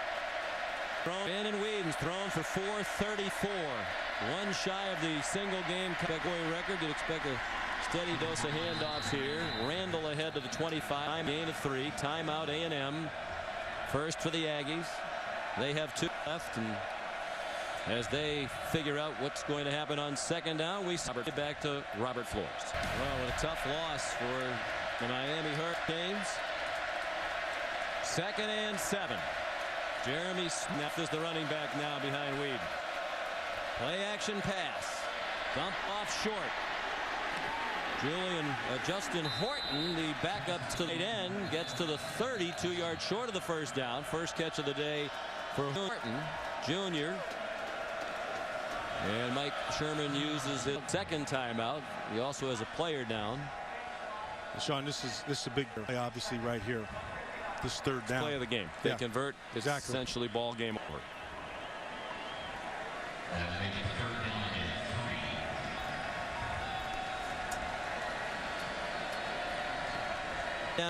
Third down and 3 upcoming. And a pass there, but a conservative pass, almost like a long handoff. Yep. Stephen Terrell is the injured player, getting up and walking off now. Do you run that same kind of a play 3 yards along? Way to go on a running play. You like a short pass here to move the chains? If they're going to throw, it'll be something like that where there's misdirection first and you have somebody sneaking out, but they don't really have the feet option with the quarterback like Tannehill would. And so, yeah, I would expect it's going to be pretty much the same type of thing here, Sean. Third and 3, 1:59 remaining. Regulation time. A conversion from Mike Gundy's Cowboys here should put it away. They have him spread out. That means there's a possibility of an inside run. Jeremy Smith on the hip of Whedon. Whedon throws incomplete. High throw, and a good thing for Whedon that it was, because Terrence Frederick saw that one coming and was striding to get in front of Blackman, and a pick there might have gone into the end zone for A&M. I did not like the call by Oklahoma State. Having said that, the gamble by Mike Sherman pays off. He trusts his defense, needed a 3-and-out, and he got a monster 3-and-out, and now he's looking for a big return here. Those 3 plays used only 24 seconds, and A&M still has a timeout. Whistles. And if that's against A&M, and it is not, the signal by the far official. Before the ball is snapped, false start on the offense. Number 4, 5-yard penalty, 4th down.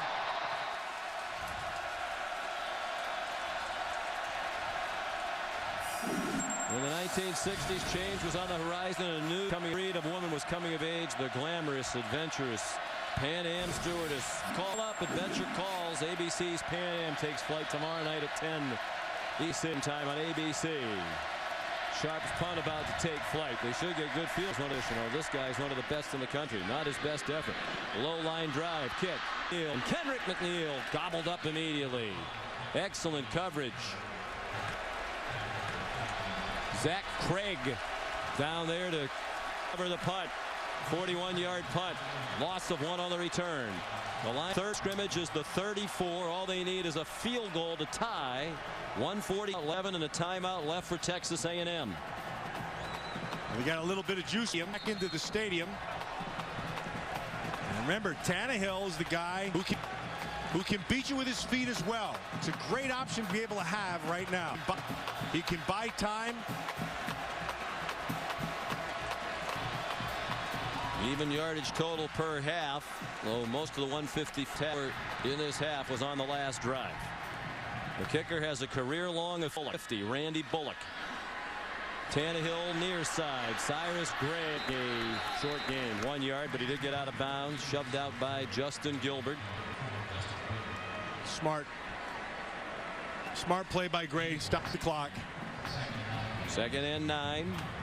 The Aggies hit their own 35. Another soft shell defensively by Oklahoma State. They're only rushing 3. And Ryan Tannehill, lots of time. Deep throw, intercepted on the ricochet. Picked off by James Thomas. Broderick down there as well. It was intended for Jeff Fuller. Huge takeaway by Bill Young's defense, and that should end it. The 4th turnover of the half committed by the Aggies. Sean, if I was going to give a player of the game to Oklahoma State, it would go to Broderick Brown. He has stood tall all game long against one of the country's top receivers. He has fought him. He's not a big man, but he plays with a big heart, and he is a good football player.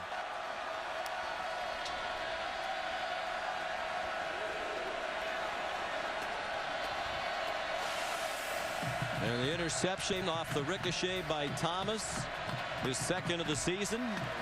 Had the big fumble return last year against Mike Sherman.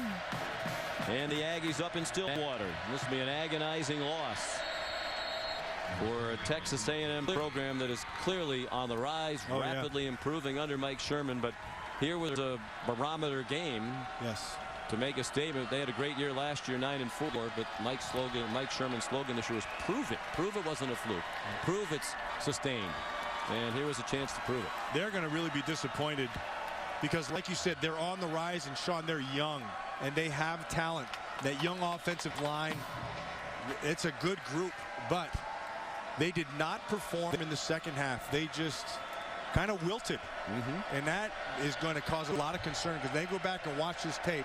There's a lot of mistakes that they made. Now, credit Oklahoma State because they did what they had to, and I go back to Janine's interview at the half with Coach Gundy. He was not phased at all where they were. In fact, he was kind of calm about the whole thing. They basically said they'll get it together, and they did.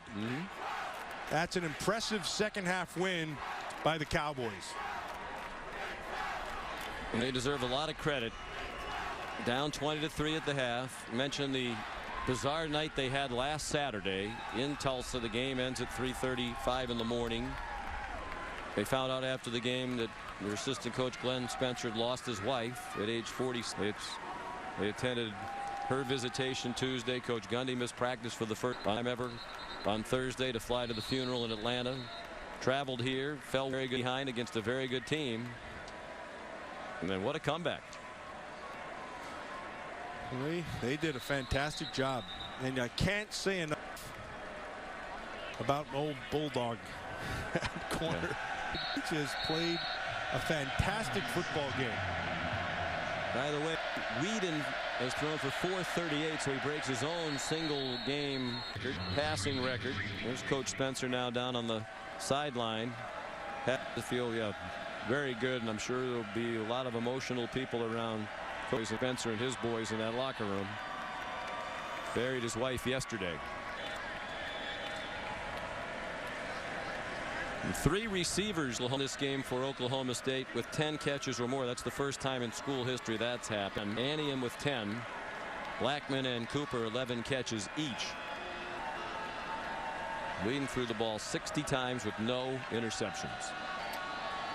Started off slow, but boy, the second half started and he was mistake-free.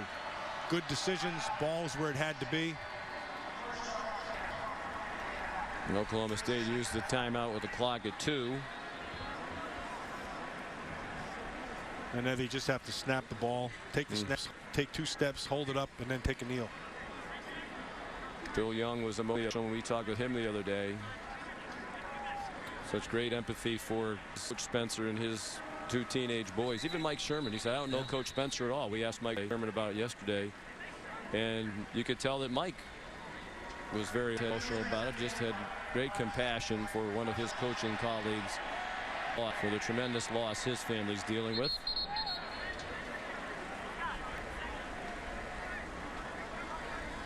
They put the clock back to 5. So Oklahoma State certainly a national championship contender. Oklahoma State's real. They can move. We said the ball was going to be in the air and they could move the ball up and down the field, and they did it. And even when things went wrong, Sean, they regrouped and they had a phenomenal second half. Did everything right. Perhaps it'll come down to the Big 12 to that game with Oklahoma in Stillwater on ABC on December 3rd, but obviously some tough games right ahead at Texas, at Missouri. Baylor's a very good team. We saw Kansas State beat Miami on the road today. It's not an easy schedule, but they'll be favored, I would think, in every one of those games the rest of the way. See what they're going to do. They're going to snap it to Justin Blackman and just let him run around for 5 seconds. Number 14, 5-yard penalty, 4th down. He better be careful, because if he gets tackled with any time, they can kick a field goal. He's got to be really careful. Or if he just drops the ball for no apparent reason. Yes. I wonder how that happens, doesn't it? I would hope that these coaches would get after him. Come hard off the edge.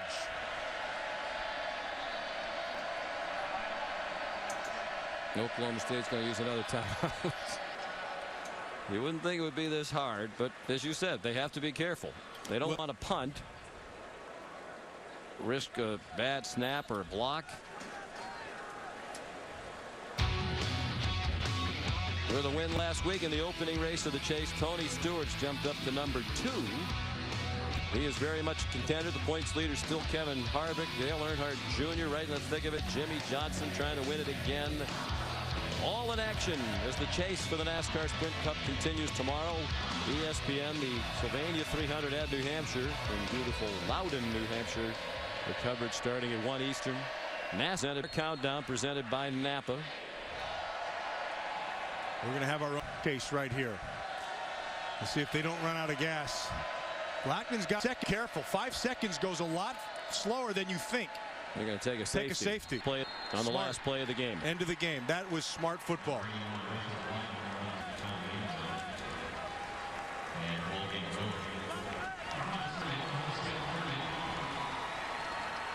So a terrific come from behind for Mike Gundy and the Cowboys.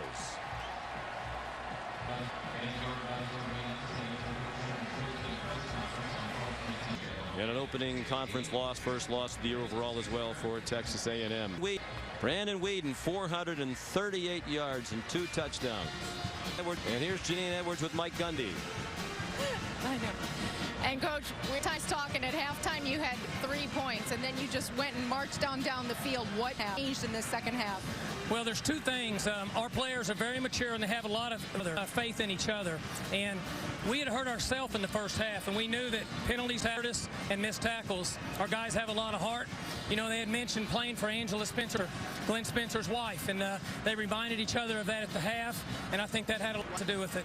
Wow, I was just going to ask you about that. It's been such an emotional week, not only with Angela, but also that grueling midnight game that you had with Tulsa.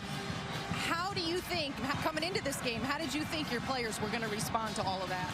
Well, you know, life's full of adversity, unfortunately, and you really show your true colors when you get in a situation like that. And our players showed who they are and what they're made of. And I'm really proud of them. I'm really proud of the way they reached down deep, and I'm really proud of the way they handled Coach Spencer. And we'll always miss his wife. It's a great win for us. Congratulations as I bring in Brandon Weeden here now. Congratulations on a great game. School records, by the way, completions, attempt, and yards. Seemed like in that third quarter, coming out after the half, you guys were just starting to move the ball at will. A lot of those short. Dry callus feet overnight. But wait, call right now and we'll double the offer absolutely free. You get it all. 2 pairs.